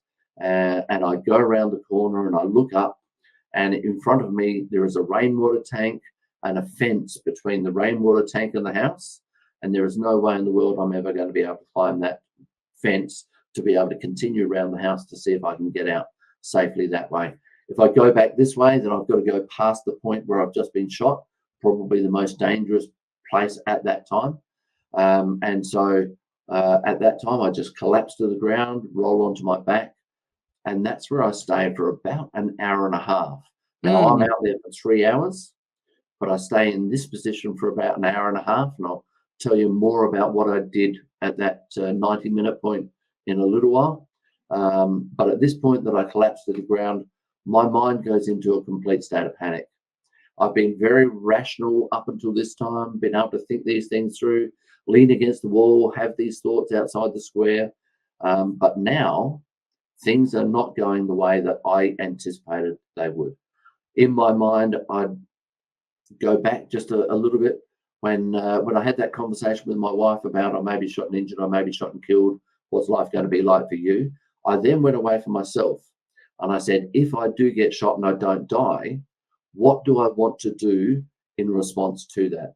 I know that my mind is going to want to do one thing, my body should want to do another. But unless I control the two of them, one will not be able to do what I want it to do, and I probably won't survive. So I then said to myself, what do I want to do as an absolute perfect response to getting shot?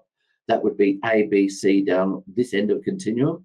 But what would happen if it's an absolute chaos and I can't control it? And that's going to be down the other end here in chaos. What's that going to look like? Mm. And the most important question I ask myself is what's going to be happening in my mind, and how do I control my mind so that I can then control my body to get it back along that continuum, back closer to absolute perfect. So in that consideration, I had never seen myself where I'd collapsed to the ground and not able to do a single thing to help myself at that point. Mm. And so when I am now on the ground and I can't do anything other than just lie there and wait, my mind has gone into a complete state of panic. And the thought that ran through my mind, two specific thoughts, but I'll tell you only about one of these. They're very similar. All I wanted to do was turn time back and do everything again and have a different outcome. And you're not old enough to remember these old Superman movies that were on TV, right? The absolute original, can't remember his name, Reeves. No, it wasn't Reeves, but the original Superman way back in the day. Terrible CG at the time, but us as kids, we thought it was amazing. Yeah. Superman's girlfriend Lois Lane had been driving. There'd been an earthquake. She's fallen down into this earthquake, the San Andreas fault, and Superman's come and found her. She's dead in the earthquake, and he's just lost it. And he's gone, oh my gosh, no, life is terrible. But he's gone, bang, I've got an idea. And he jumps into the air, flies around the world in the opposite way to the rotational spin, spins the world backwards, time goes backwards, she comes out of the hole, she's alive again, and everybody's happy. As I'm lying on the ground, no control, on my back, don't know what to do, this scenario is running through my mind, and I'm thinking to myself, how can I get Superman to come and do this for me now? So logical up until that point. Everything practical, pragmatic, able to think about crazy things and still do everything. This was a moment of panic. And when I talk about panic, our mind and our emotions, our emotions and our rational thinking sit on an even plane. But as soon as we start to lose control, things are not going the way we want. The military call it VUCA, when things become volatile, uncertain, complex, or ambiguous. That's when we start to lose control of our emotions and we start feeling overwhelmed. Everything's volatile, uncertain, complex. Oh my gosh, what's going on? How do I manage this? Our emotions go high and our rational thinking drops. And when our rational thinking drops, this is when we go into fight and flight, absolute panic mode. We're now not able to process at higher levels. Our amygdala is kicked in, and you said before, our frontal lobe closes down, because in fight and flight, the blood is drained from the non-essential areas of our body into those areas for fight and flight. The frontal lobe is where we do our higher level thinking, our problem solving, our complex thinking, and where we come up with solutions and we get our creativity from. And that is one of the areas that is not essential for fight and flight. We're in basic mode now, right? And so our amygdala is kicked in, the blood is flowing, and we're down here. We've got to be able to control our emotion. And this is me thinking, how do I control my mind so that I can control my body? We've got to be able to bring our emotion back down and our rational thinking back up so that we can get closer to being on an even plane. It won't get there perfectly, but the closer that we can get it, the better chance we have of being able to make rational decisions. Now, this kicks back to our training and our selection. Back in that Hell Week, that 4 days of Star Group, whatever it might be, they want to break you down so you are absolutely exhausted. You are under the greatest pressure that they can induce in those situations, so they can see what your natural processes are going to be, so that when things turn absolutely sour, which are the situations they're going to throw us into, the worst in the world, they want to know that we are going to be able to lift ourselves, control our emotions, bring our rational thinking back up so we can have the best chance of processing. And this was the test in the extreme. And so I was able to bring my emotions back down, but I knew there were 4 things that I needed to do to be able to do that. The first one is to control panic. And controlling panic, the best way to do that is to have some idea of what you're going to deal with and some idea of how you're going to deal with it. Mm. Now, this is never going to happen if you don't talk about the elephant in the corner of the room. Because if you don't talk about, if that elephant happens, how am I going to manage it? You are going to get into a situation where emotion's high, rational thinking's low, and you have to try and get creative in the midst of it. So having that conversation with my wife 5 years before the shooting and saying, what will I do? And then having that conversation with myself about how I would manage it was one of the differences between going into panic and staying there, or being able to bring my emotion back down and my rational thinking back up. And so controlling panic was my first focus. Now I can see your mind working. Do you have a question you want to throw at me in the midst of this? I Because was I'm very happy. I was just thinking what I would do and I imagine the first thing I would think of is I try to just lower my heart rate. I would imagine, especially if you're shot and bleeding. I'm just like try to slow my breathing down, try to lower my heart rate. I imagine that would be the first thing that I would think of is don't ch and I know because you've done a lot of diving, that's something that Yep. people do when they go underwater. They and then they just gas out, and people drown in 20, 30 seconds when Yep. you could easily hold your breath for a minute or 2. It's gonna be real Yep. uncomfortable, but as long as you stay calm, and I've done some underwater breath holds, and that's always what I'm just trying to say, calm. And when you hold your breath, your heartbeat will start to totally drop. You can get your heart rate down to 30 beats per minute when you're really holding your breath because you just the heart's trying to say, slow down, it's calm. Yep. Yep. And that's what I would think I would try to do. Was that part of what you were thinking? Absolutely essential. That was step 3 and 4. Mm, So control panic was my first one, because you can't control your heartbeat if you're in panic mode, yeah. right? You can't control your breathing if you're in panic mode. Just a bad But circle that spirals out of control. absolutely, absolutely. So number 1 was control panic. Number 2 was control shock. Now, shock is the physiological response to either physical injury or emotional challenge, right? The body's shock response is exactly the same. And that is the rerouting the blood away from the brain and into the essential organs for fight and flight. And 3 and 4 were exactly as you said: slow down my heart rate, slow down my breathing. They Mm, were absolutely essential. My resting heart rate at the time, because we're reasonably physically fit, my resting heart rate at that time was 38, mm. That's and low. so I believe I brought it down a lot more than that. And I'd like to think, and I don't know, and I'm nowhere near as good as Wim Hof, but I'd like to think that it was to that degree that I brought all that back down to Mm, absolute minimum, so that I wasn't using oxygen and I wasn't using the energy in my blood to control panic and to control shock. Because in that mode, you're just panting, breathing, heart's beating, bleeding out, but your body is using a lot of energy in that process as well. all these things sound nice, but how are you going about that? Is it just internal self-talk? Like, what are you doing to actually engage in those 4 things? So the internal self-talk was one of the most important things. But again, that's not set up at the time that I got shot. That's set up 5 years beforehand.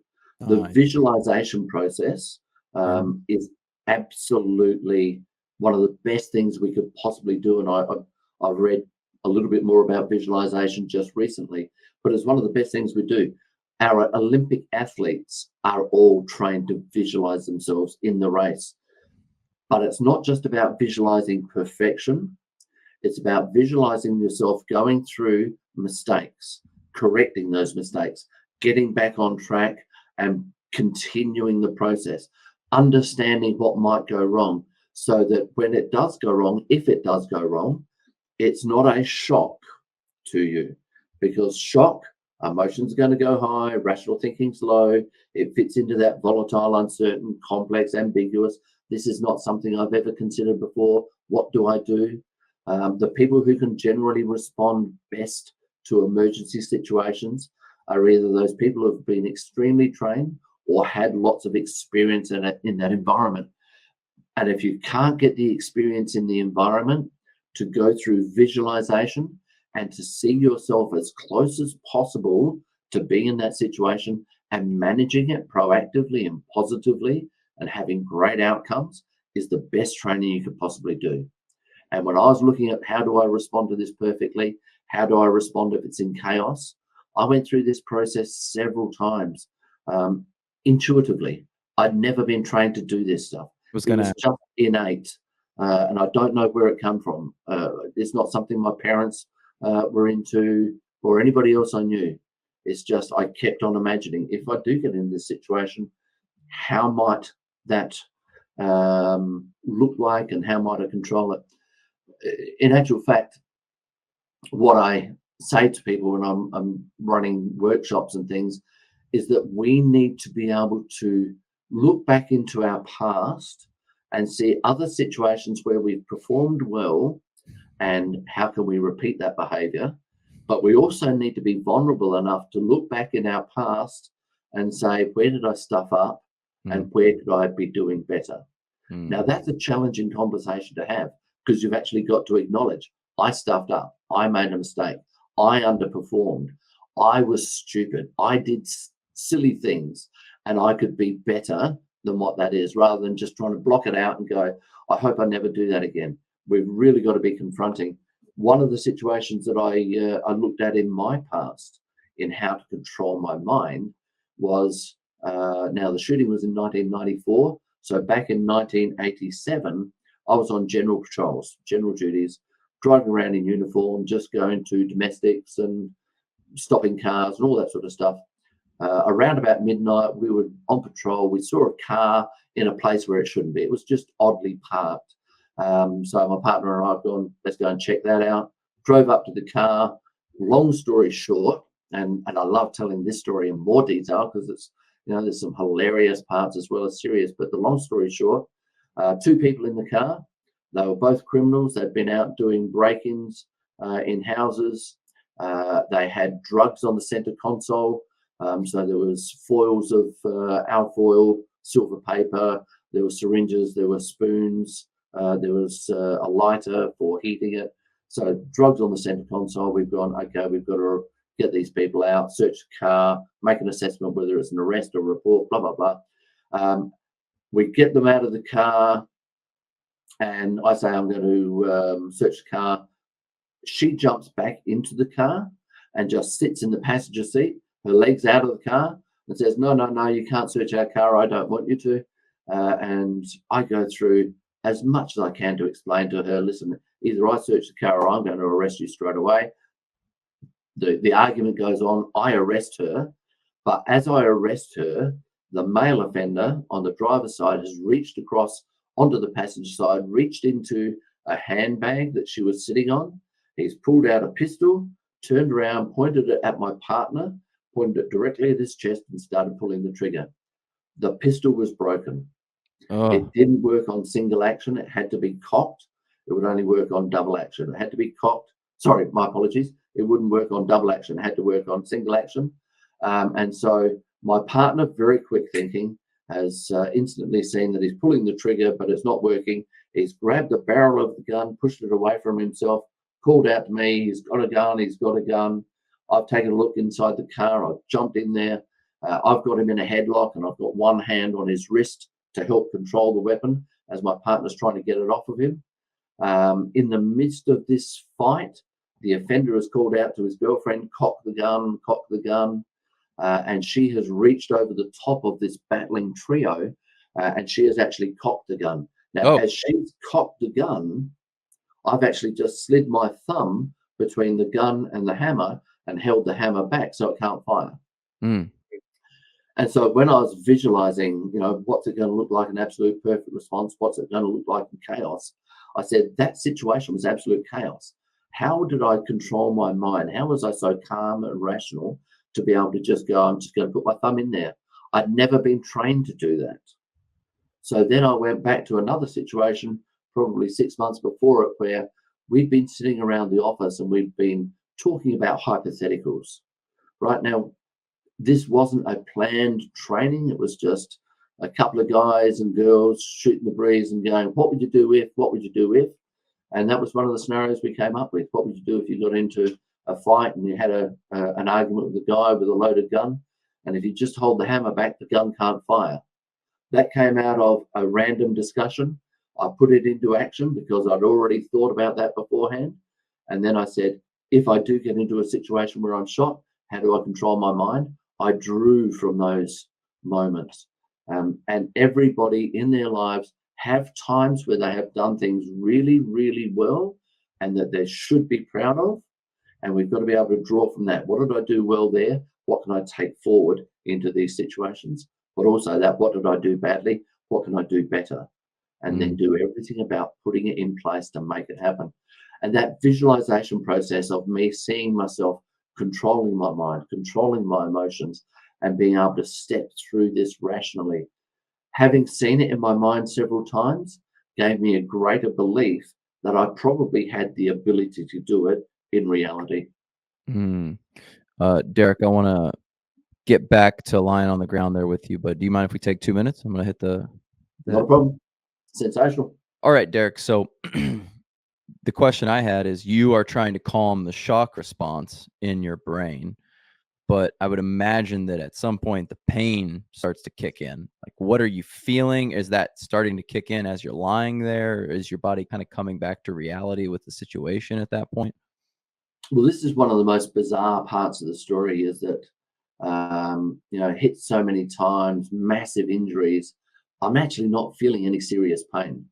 I'm not overwhelmed. It feels like somebody has punched me in the stomach or given me a dead leg on the sports field. And that's the extreme of the pain that I was feeling. It wasn't overwhelming. It wasn't anything that it was excruciating. I was lying on my back on the ground and managing my first aid in the way that we'd been trained at the time. And that was to keep all your injuries above the level of your heart, so that the blood has to be pushed uphill before it starts pumping out of your body. And so I was lying on my back. There's nothing I could do about my stomach injuries. I knew they were there. I had no idea how bad they were. But I also knew that my forearm was just exploded. There were bits of bone sticking out. And I knew that I had an injury to my thigh. So I'm lying on my back and I just cocked my legs up and bent them so that injury was a little bit higher. And then I've rested my forearm on top of my leg. And so for the 3 hours that I'm lying on the ground, I'm just looking at this forearm the whole time. And so the pain wasn't excruciating, even though I knew exactly what the injuries are. Now, to give that a little bit of context, there is no way of telling how much you are going to feel pain when you go through injuries. Yes, we know what happens if we fall off a bike or we trip over or we have a car accident. Sometimes that can be really, really painful. But Star Group have been in a situation where we've had drug offenders absolutely high on drugs, walking through paddocks barefoot, getting spiked in their feet by prickles and trees and all the rest of it.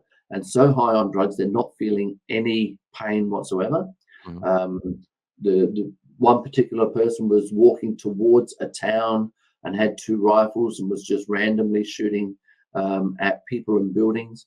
So they had to take action to stop him, and they fired at him and they hit him in the hip. Now he's so high on drugs, he's not feeling any other pain, shot in the hip, and he started screaming like a stuck pig. So not feeling any other pain, felt the pain of being shot. I got shot and I didn't feel that pain. Again, I've spoken to doctors about this. There's no way that they can rationalize it and tell me exactly what it was. Lots of theories as to what potential it is, but those theories range, or they vary greatly in what it might have been. I'm going to ask you maybe an odd question. Do you think that was beneficial to the situation or not necessarily? Do you think that very calm? Yeah, very beneficial. If I was high on pain, my focus would have been on the pain, right? That would be overwhelming of any other thought process. And then you would have to lift your thought process above that pain to start doing greater planning. And the pain is always going to be one of the focuses, first focuses of the body. If you've got a sore shoulder and you get into a fight, as much as you've still got the strength and everything in your arms, that pain is going to overwhelm you being able to be in that fight. So absolute bonus that I wasn't feeling, that serious pain at the time. So you're there for an hour and a half. What is everyone else on the team doing? The video actually goes with the rest of the team. So this gives me great solace that the team were doing everything they could to find a way to get to me.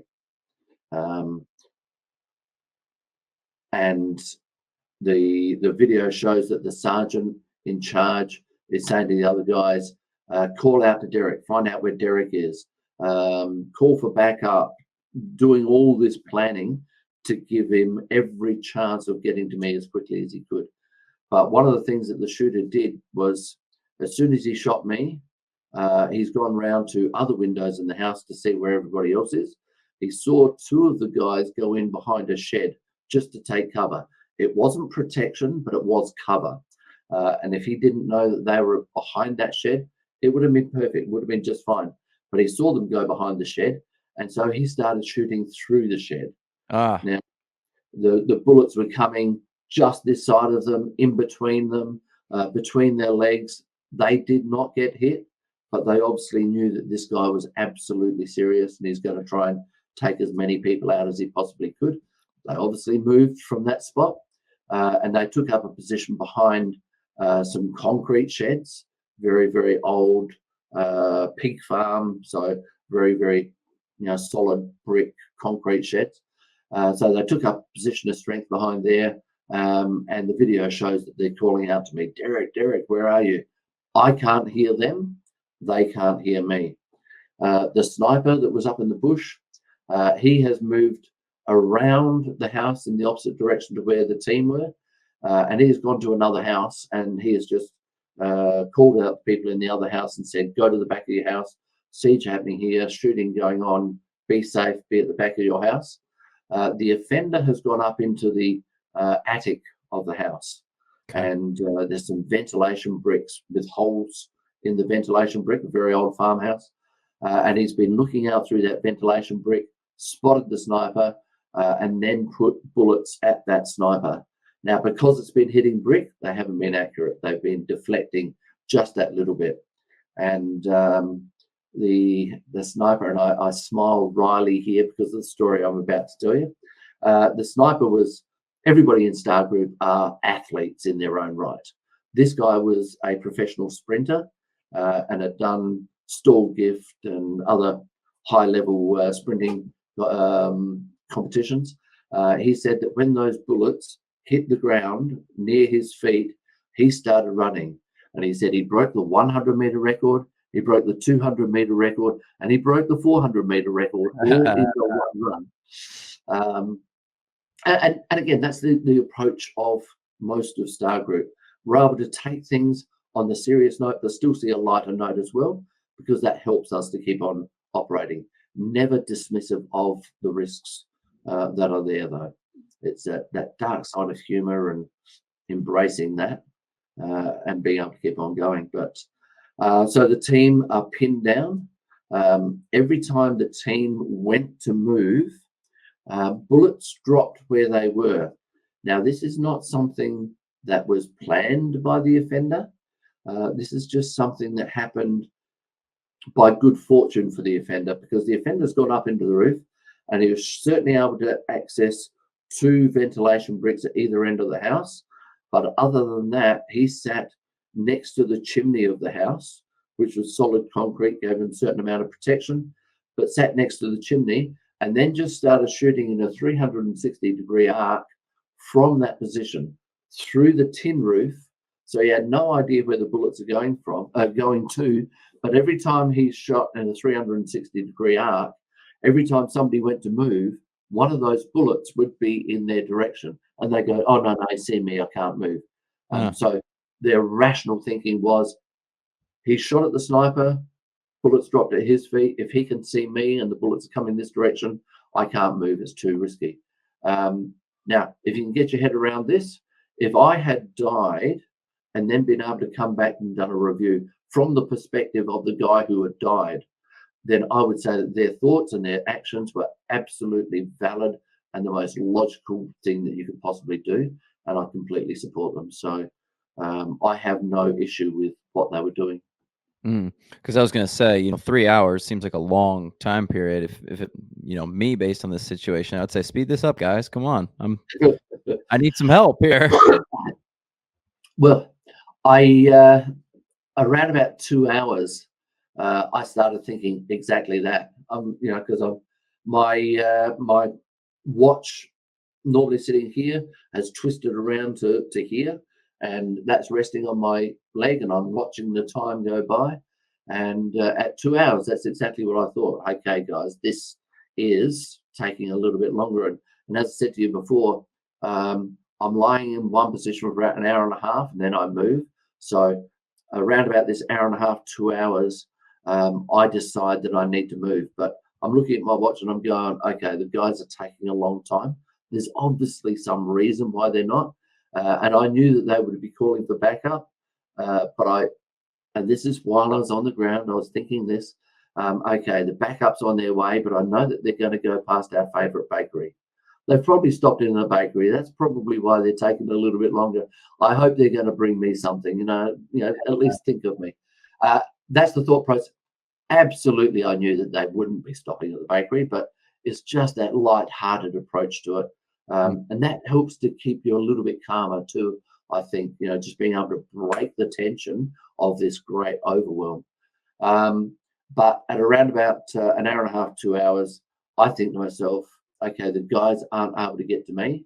I'm going to have to self-rescue here. And you guys you don't have any communication between each other? You don't have like a radio or anything? Now this goes into another really good story. No, I don't have a radio at the time. Everybody else has got a radio. I don't have a radio on this day. Now, the really good part of this story, the really interesting part of the story, is I don't have a radio because I've got a chip on my shoulder. I was the first person in Star Group to have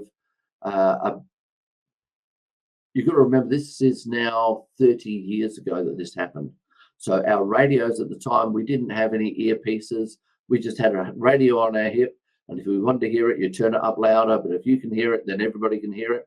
I was the first person in Star Group to start trialing earpieces and boom microphone. We then took that to the next step, and we had voice activated communication. Flick a switch and it can be voice activated, so you don't have to be trying to control your gun and trying to press the button up here. And so I was the first person to trial these things. But in doing trials, I had to work with everybody else in Star Group and go, hey, listen, we've got a 10-minute break. I'm going to go down the road here. I want to be able to try this piece of equipment. Will you be on the other end of the radio? Tell me whether it's working or not. And this took 6-8 months of trialing, and it still wasn't perfected. It was still in embryonic process at the time of the shooting. But in that process of 6 to 8 months of trialing this stuff, people are getting sick and tired of Derrick going, Derrick, I'm getting sick of testing your radio with you. And everywhere Derrick goes, he's got his radio and he's got to be testing it. And as we got out of the car that day, my natural process was always, I've got my radio on the center console, I've got the keys to the car, I open the car door, I turn the car off. So I open the car door first, turn the car off, put the keys on a hook on my belt, step out of the car as I'm grabbing my radio, that goes onto the hip, and then I've got 2 hands free to get my weapon out. I was with a partner that I hadn't worked with before. We're on the same team, but not in the same car. And as I'm going out of the car and going through this process, he's looked at my radio and gone, Derrick, aren't you going to take your radio? Chip on the shoulder, going, Derrick's always got to have his radio with him. Derrick's always testing the radio. I've gone, nah, I won't need my radio today. And I left it in the car. So stupid thing to do, but it was a chip on the shoulder. I thought I'd show how flexible I was. And I actually said to him, no, we'll be so close.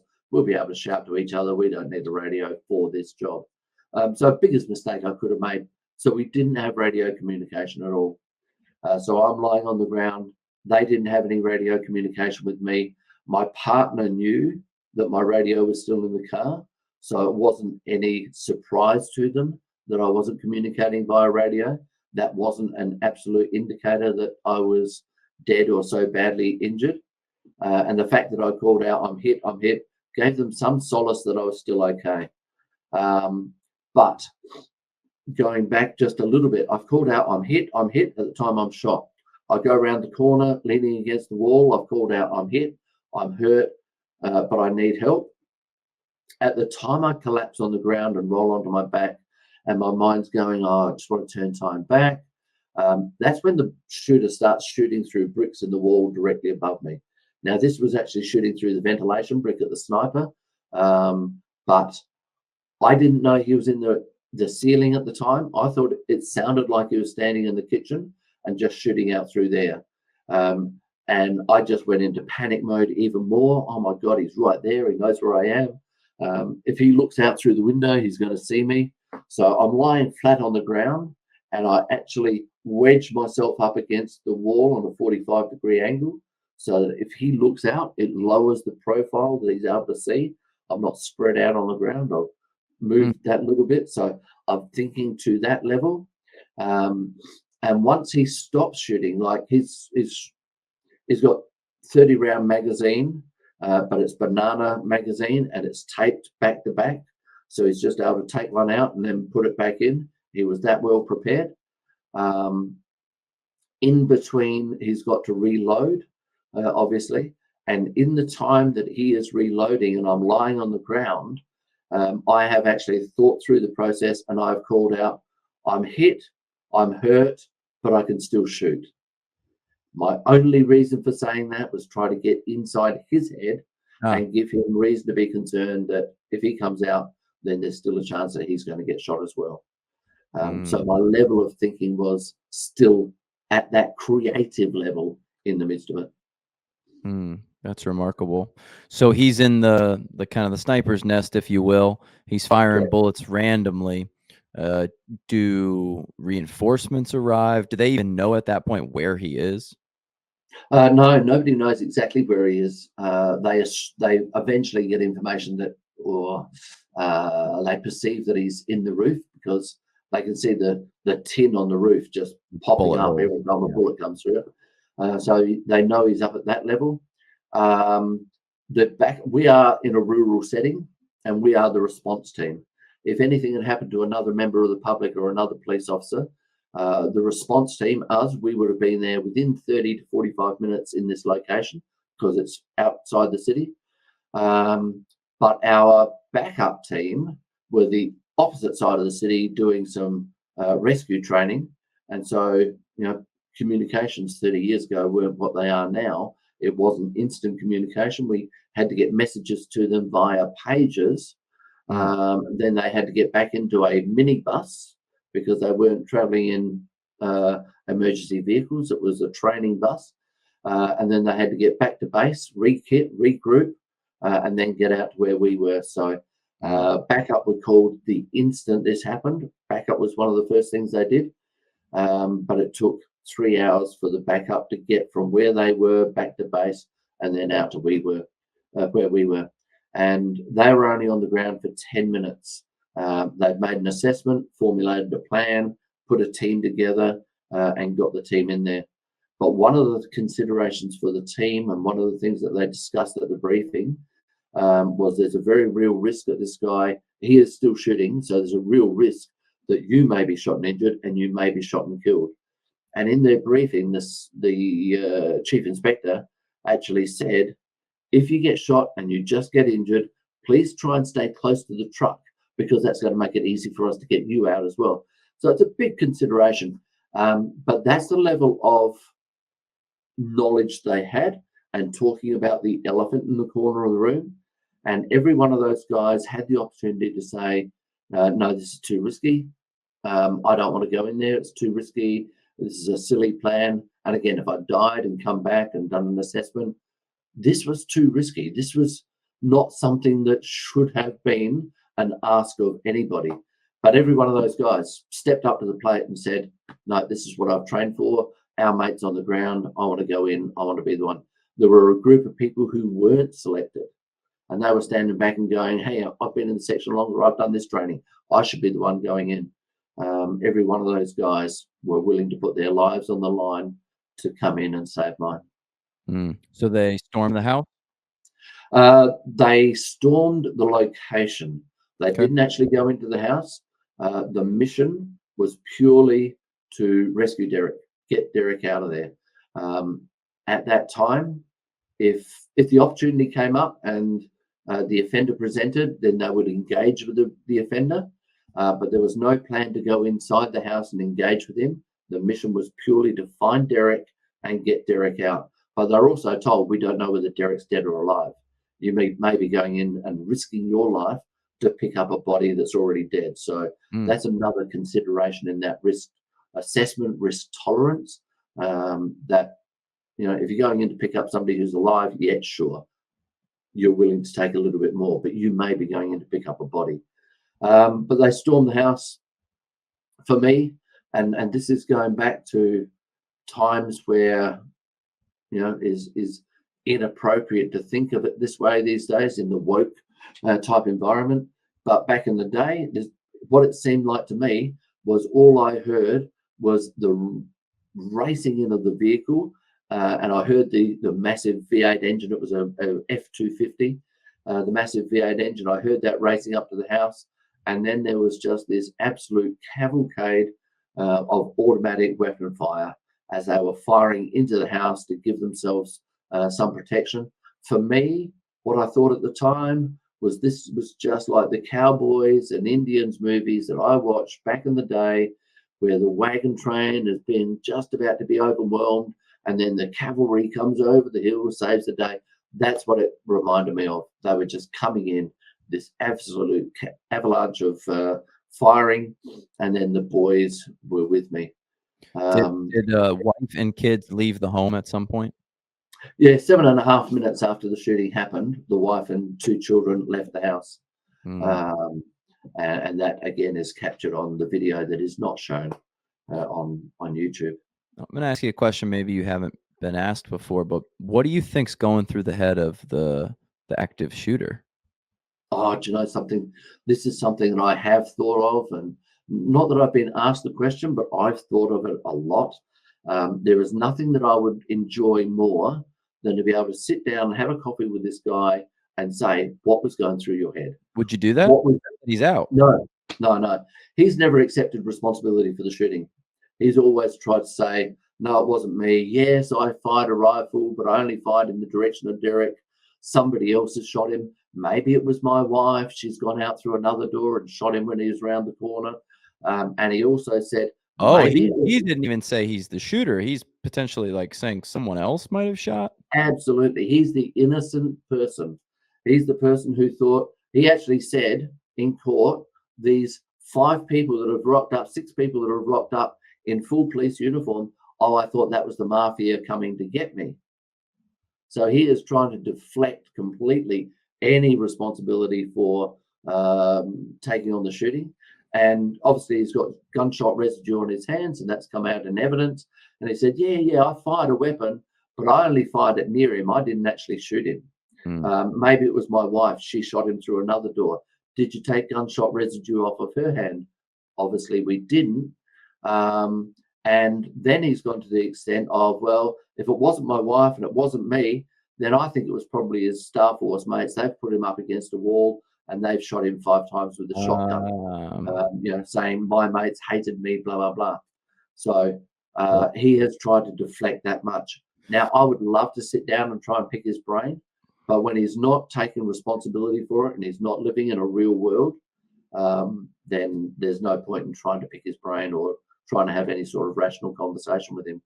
Now, people say, oh, okay, so he was just crazy. He was psychotic. He's got a mental health issue. No, my personal opinion is he is one of the most tactical, clever, cunning people you could possibly imagine. He knows the legal system. And do you know something? I'm going to make a comparison here. No, I won't make that comparison. I'll talk to you off air about what that comparison was going to be. But he's cunning. He refuses to accept responsibility for what he's done. Everybody knows he's done it. No, I'm just going to deflect that and not take responsibility for it, try and blame anybody else.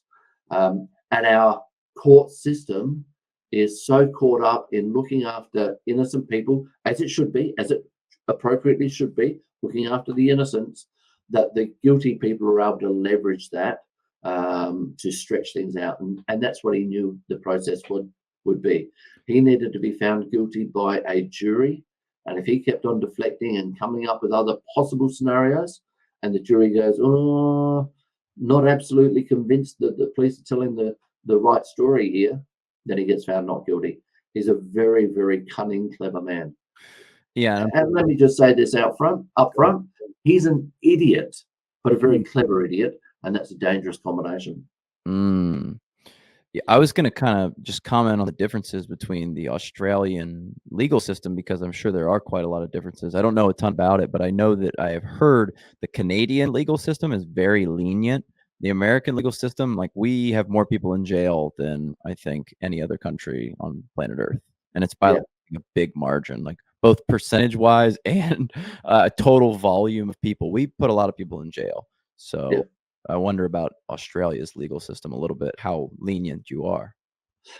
We are probably more towards the Canadian system.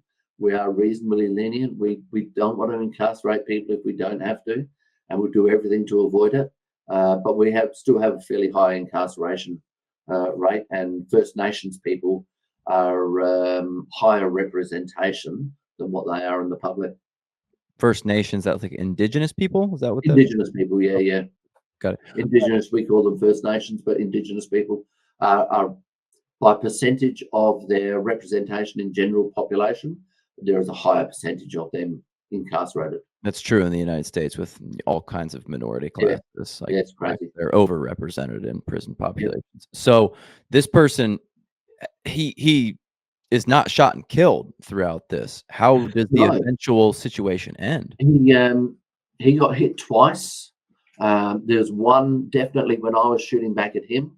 My first couple of bullets got caught. They presume it was the first couple of bullets. Got caught in the curtain. But then there are bullets that go right down range, and I can't see him. I'm only shooting in the direction of where the bullet's coming from. But I've hit a brick right next to his head, and he's got a little bit of shrapnel and a little bit of brick into his forehead. There's another bullet that has just skipped across his back, just enough to leave a mark. Now, nobody knows who fired that or when that was when that happened. But there is no doubt about it. I am claiming that bullet as well. Yeah. Right. So he's come out with minor injuries, but he has played them up to the nth degree, and he's stretched it out and taken by helicopter to hospital. And does he give up or? Yeah, eventually. I was on the ground for 3 hours. The siege continues on for another 38 hours. Jeez, 38 hours. Goodness me. He would have ran out of food and water. So 41 hours all up. He didn't run out of food and water. In fact, he'd taken water up and bread up and milk up into the roof with him. So he's coming down and up again for the entire time. And he didn't run out of ammunition either. Goodness. Now, he's fired at least 1,000 to 2,000 rounds. They haven't been able to calculate it exactly, and they didn't bother picking up all the empty cartridges. It was enough. But he still had another 3,000 rounds in the roof with him. Jeez. Now, this happened in 1994. One of our mass shooting events was in 1996, Port Arthur. And after Port Arthur, we had our gun buyback, where our legislation around our gun laws changed, and we took all the military-style weapons out of the community. And the ability to have that number of rounds was taken away as well. Back in the day when I was shot, having the military weapons and that number of rounds perfectly legal. But it's certainly changed now. So how does he eventually surrender? So, 41. We go through the whole process of getting negotiators in, getting parents in, getting his wife to record a audio cassette, as it was in the day, cassette. And she was saying, Tony, give up. Tony, come out, the police only want to help you, blah, blah, blah. And that cassette was played over and over and over again for hours throughout the night. One reason, trying to convince him, if he hears the message often enough, he may just take it in. But it was also to disrupt his sleep and keep him awake. The other side of it was that the police were listening to this as well. So you've got all these police snipers and police marksmen and counter-terrorist operators all around the house waiting for an opportunity to get in or for him to come out and give himself up. But they're listening to this as well. And they say they still have nightmares listening to this tape over and over. So, there's both sides of it. Obviously, we understand the reason for it. But they had the negotiators in there. They were trying to communicate with him.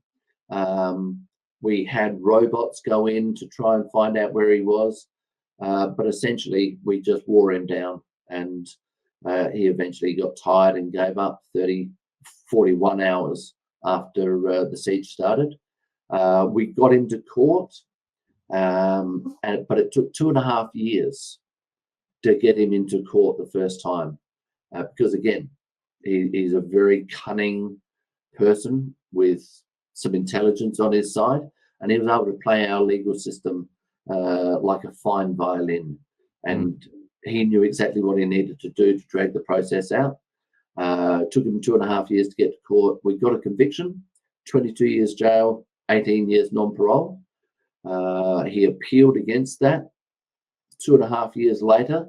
So we're now 5 years down the track. We've got another conviction, 22 years jail, 18 years non-parole. He appealed, and it went to the highest court in the land. Conviction and penalty were upheld. Wow. All right. So you are able to be rescued around hour 3. Take me through the remainder of your story, what you recall about what happens next.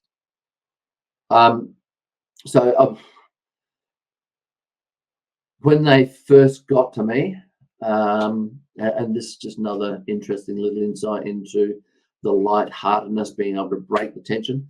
When they first got to me, the other guy that got to me, the first guy to get to me, was a diver as well.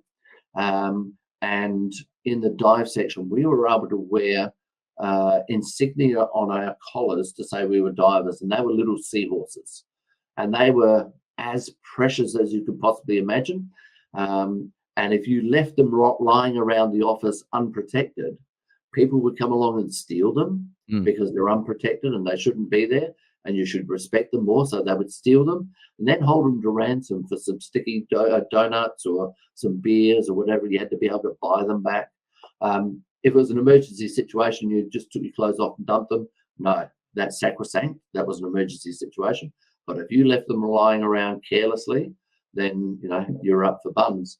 The first guy to get to me was a diver. He's obviously under gunfire. Everybody's shooting. The offender's shooting.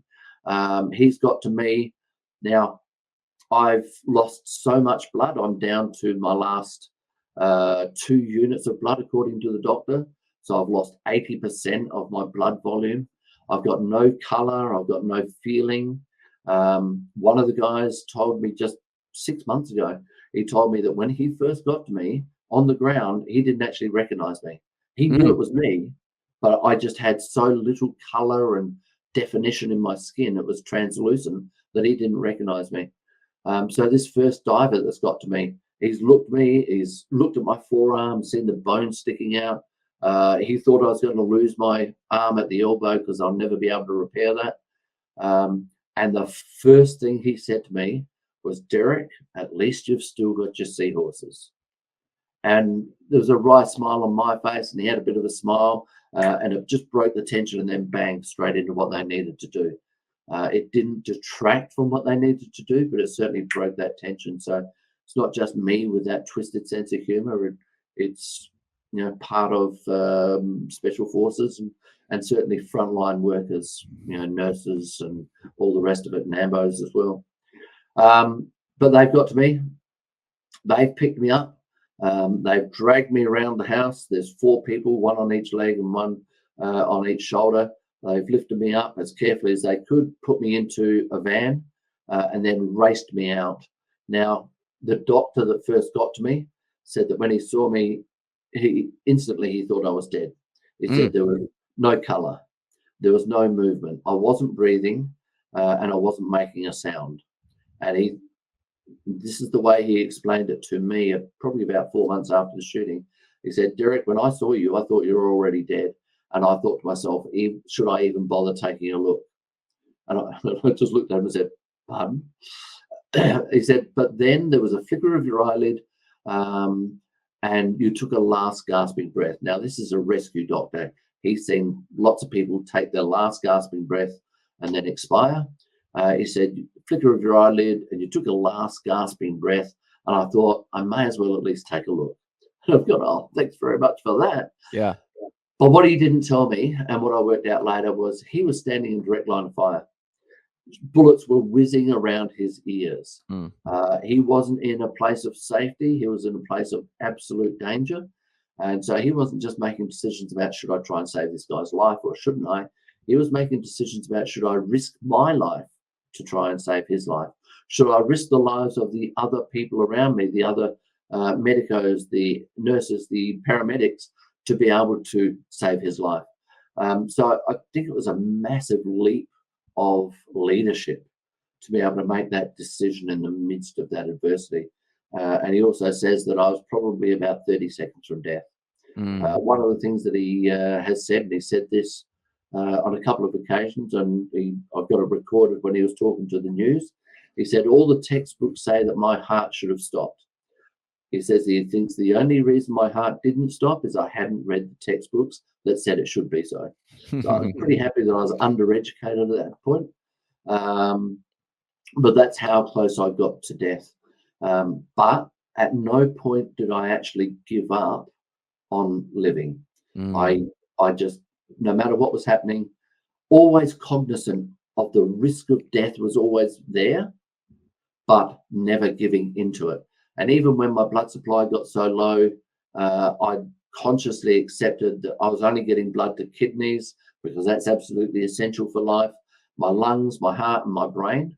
My blood supply got so low that even my vision closed down, and I saw the white light.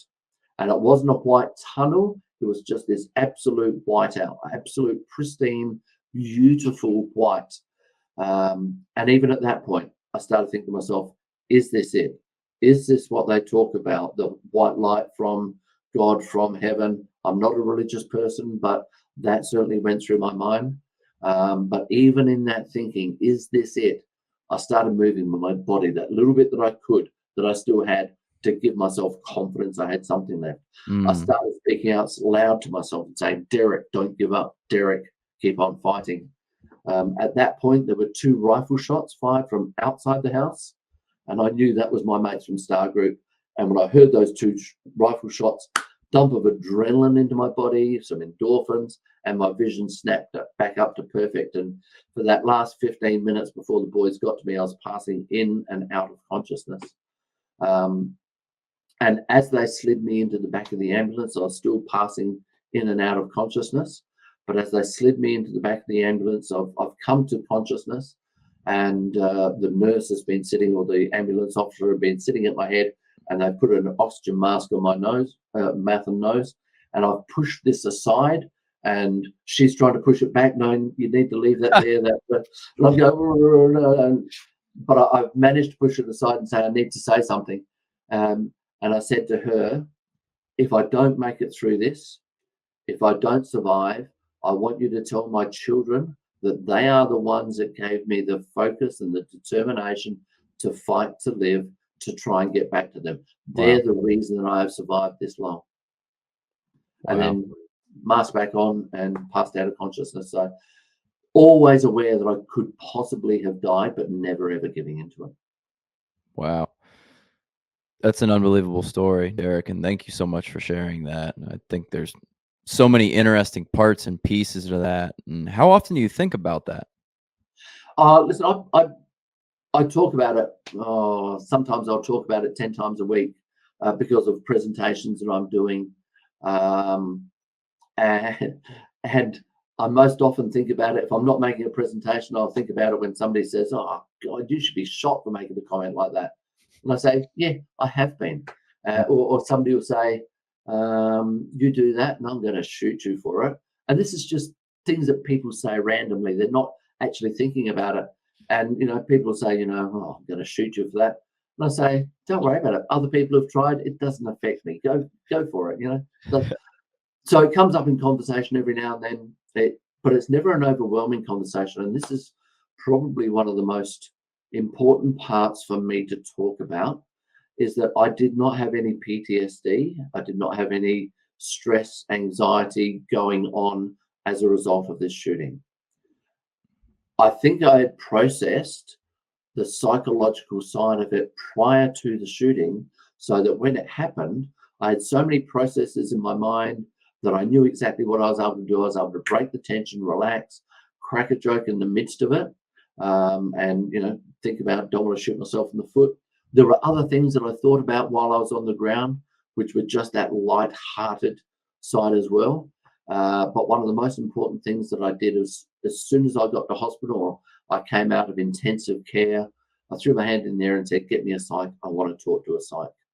Now, you've got to remember, this is 30 years ago. Yep. 30 years ago, real men, and I say that for anybody listening, I'm using inverted commas, real men, tough men, they didn't go and talk to psychs. They didn't want to have anybody need counseling because we were too tough for that. We were unbreakable. That's how they'd trained us.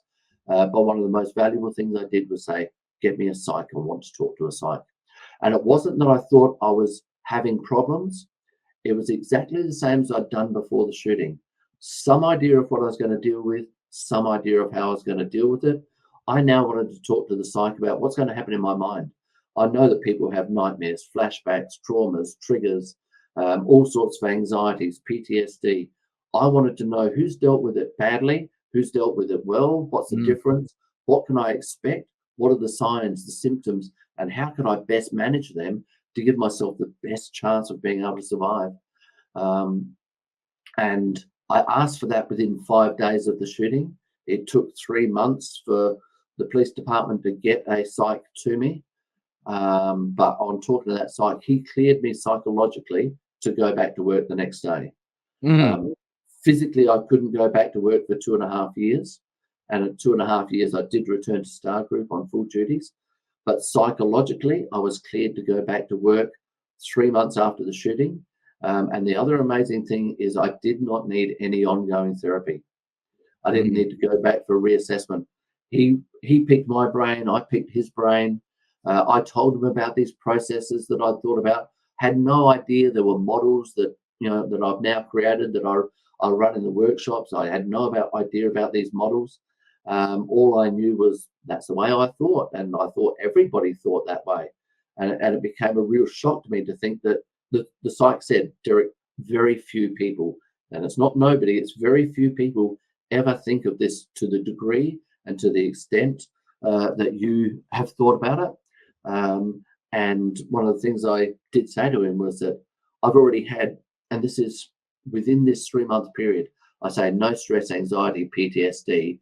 It doesn't mean that I didn't have some experiences of flashbacks, some experiences of triggers, some experiences of panic attacks. There was one particular time when I was in hospital, probably about 6-7 days after the shooting, where sound asleep, 3 o'clock in the morning, and there is some absolute commotion outside my room.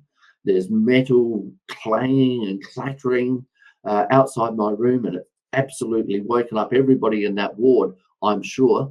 But my instant thought is, my God, somebody's coming in to kill me. They are killing everybody on their way, and absolute panic, absolute massive fear.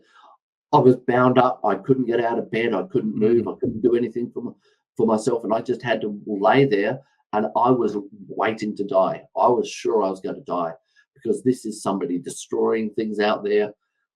And after about probably 3 or 4 minutes of just lying there, emotions massively high, waiting to die, I was still listening to what's going on, trying to anticipate when somebody's going to come into my room. And I've been able to rationalize and say, hang on, there's no more commotion. It was just that one time. There's no shooting. There's no screaming. There's no further commotion. There's nobody coming into the rooms and saying, don't panic, or we need to lock down. And I've been able to rationalize that it was probably, those drip stands, those long metal poles to hold the drips up. I think somebody has just been walking along and dropped a whole heap of those on the ground. And I've been able to rationalize it in my mind and go, okay, so no more shooting, no more screaming, no more panicking. It's probably just something random that has happened, like the drip stands. My emotions came down and I rolled over, and after a while I went back to sleep, and I didn't have any further panic attacks or anything else like that. So I certainly had those instances, but I was able to rationalize the process, bring my emotions back down, and it didn't continue to affect me. And that's something that I was completely transparent about with the psychiatrist. And as a result of being able to manage that and a couple of other things that happened with nightmares, my nightmare, I'll tell you the nightmare story in a moment. That's an interesting one. But because I was processing these in this way and always having a positive outcome, the psychiatrist said, Derrick, no, you've got this in process. It's very good.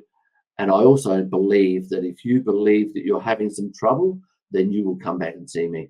And so you don't need any ongoing therapy unless you think you need it. Mm. Sounds like you're also really proud of the way that you handled the whole situation, which I think probably makes it a little bit easier. Do you know something? I am proud of how I handled it. Now, at the time, I just thought this is how people deal with it. There wasn't a pride initially. There was just I'm thankful to survive, but I knew that I was always going to fight and I was never going to give in. And, there's lots of other people who have had massive injuries and been able to overcome them, and, bigger injuries than what I've had. And they've been able to get through it. So at the time, it wasn't so much a pride as in, this is just a process I've gone through. And yes, I'm very lucky. Biggest thing for me was being able to get back and able to interact with my children. And I actually discussed with my wife 5 years prior to the shooting, even if I have to spend the rest of my life in a wheelchair, anything better than death is a bonus for me. Anything better than death, so long as I was able to interact with my kids. So that's probably the thing that gave me the greatest pleasure. I'd be able to get back and able to interact with my kids. But now that I learn more about my response, my thinking process, there is a certain amount of pride that comes from it. But the thing that I see more is that I'm able to share these insights, these thinking processes, these controlling the mindset, so that people can use it in any aspect of their lives. It doesn't have to be massive injury. It can be my accountant that is managing stress and tax time and all the rest of it. There is stress in that for her, and that is real for her. She's had some health issues as well, so she's had to manage the health issues as well as her business. So all these processes that I talk about apply to anybody in any situation. I talk to 10-year-old kids in schools, and my processes for how I managed the shooting correlate directly to how they manage friendships, bullying, ostracizing, challenges of learning, interacting with teachers. It applies to anybody and everybody, and that's the bit that I am most proud of, that I'm able to get out and share these things, and I'm fortunate to be able to travel around the world to be able to do it as well. So that's probably where my greatest pride comes from.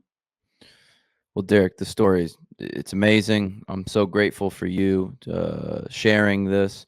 I have 12 questions over here. I didn't ask a single one of them. So I'd love to, keep the conversation going, or maybe have you back on, because we're about to cross over 3 hours, but Oh, wow. there hasn't been a break in the action. And I think we're to the point of the story where the shooting is over, the accident is done. Maybe accident's not the right word. It wasn't an accident, right? But the event is done. It's over. Now, like, how does life go on for you? That's a whole nother conversation. And you being able to piece that together mentally, that's what you've seemed to have done over the last 30, 40 years, which is a whole nother piece of the puzzle. Yeah, and it is a very different piece of the puzzle.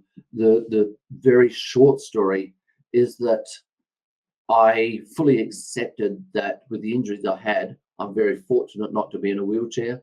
And doctors were telling me that I would probably never walk properly again because of the injuries to my legs. I still only have 20% of my Achilles tendon on the right-hand side, 20% of the thickness.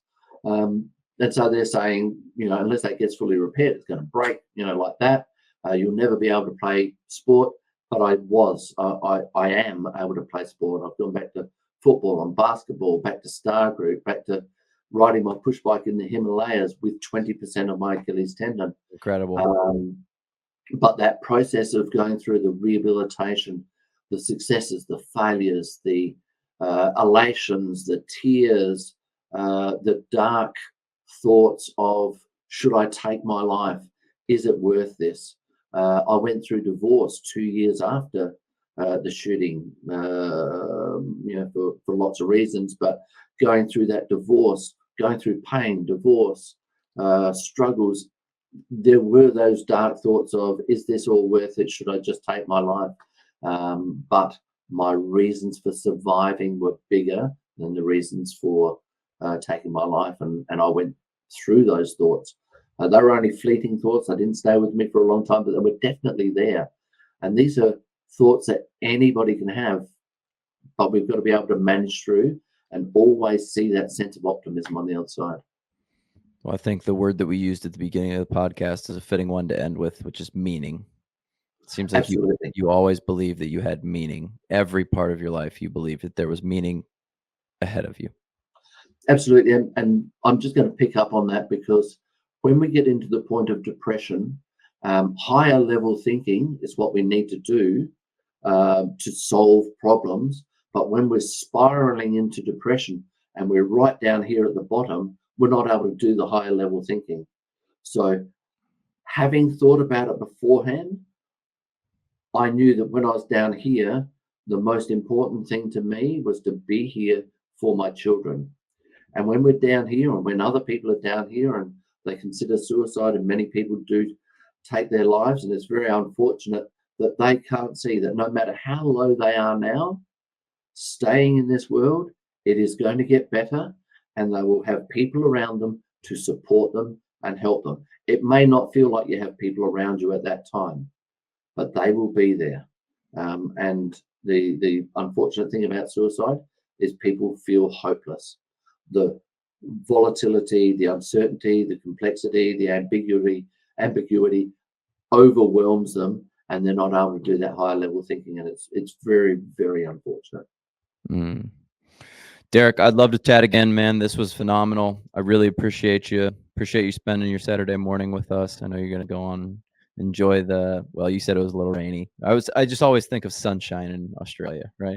Yeah, well, it's a pretty good place to live, but today's that little bit rainy. But even in the rain, I'm recovering from a few operations at the moment, so I will still go out for a walk today, whether I have to put a rain jacket on or whatever. Just get out and enjoy it anyway. Derrick, I think what you're doing is super important, brother. I really can't tell you that enough.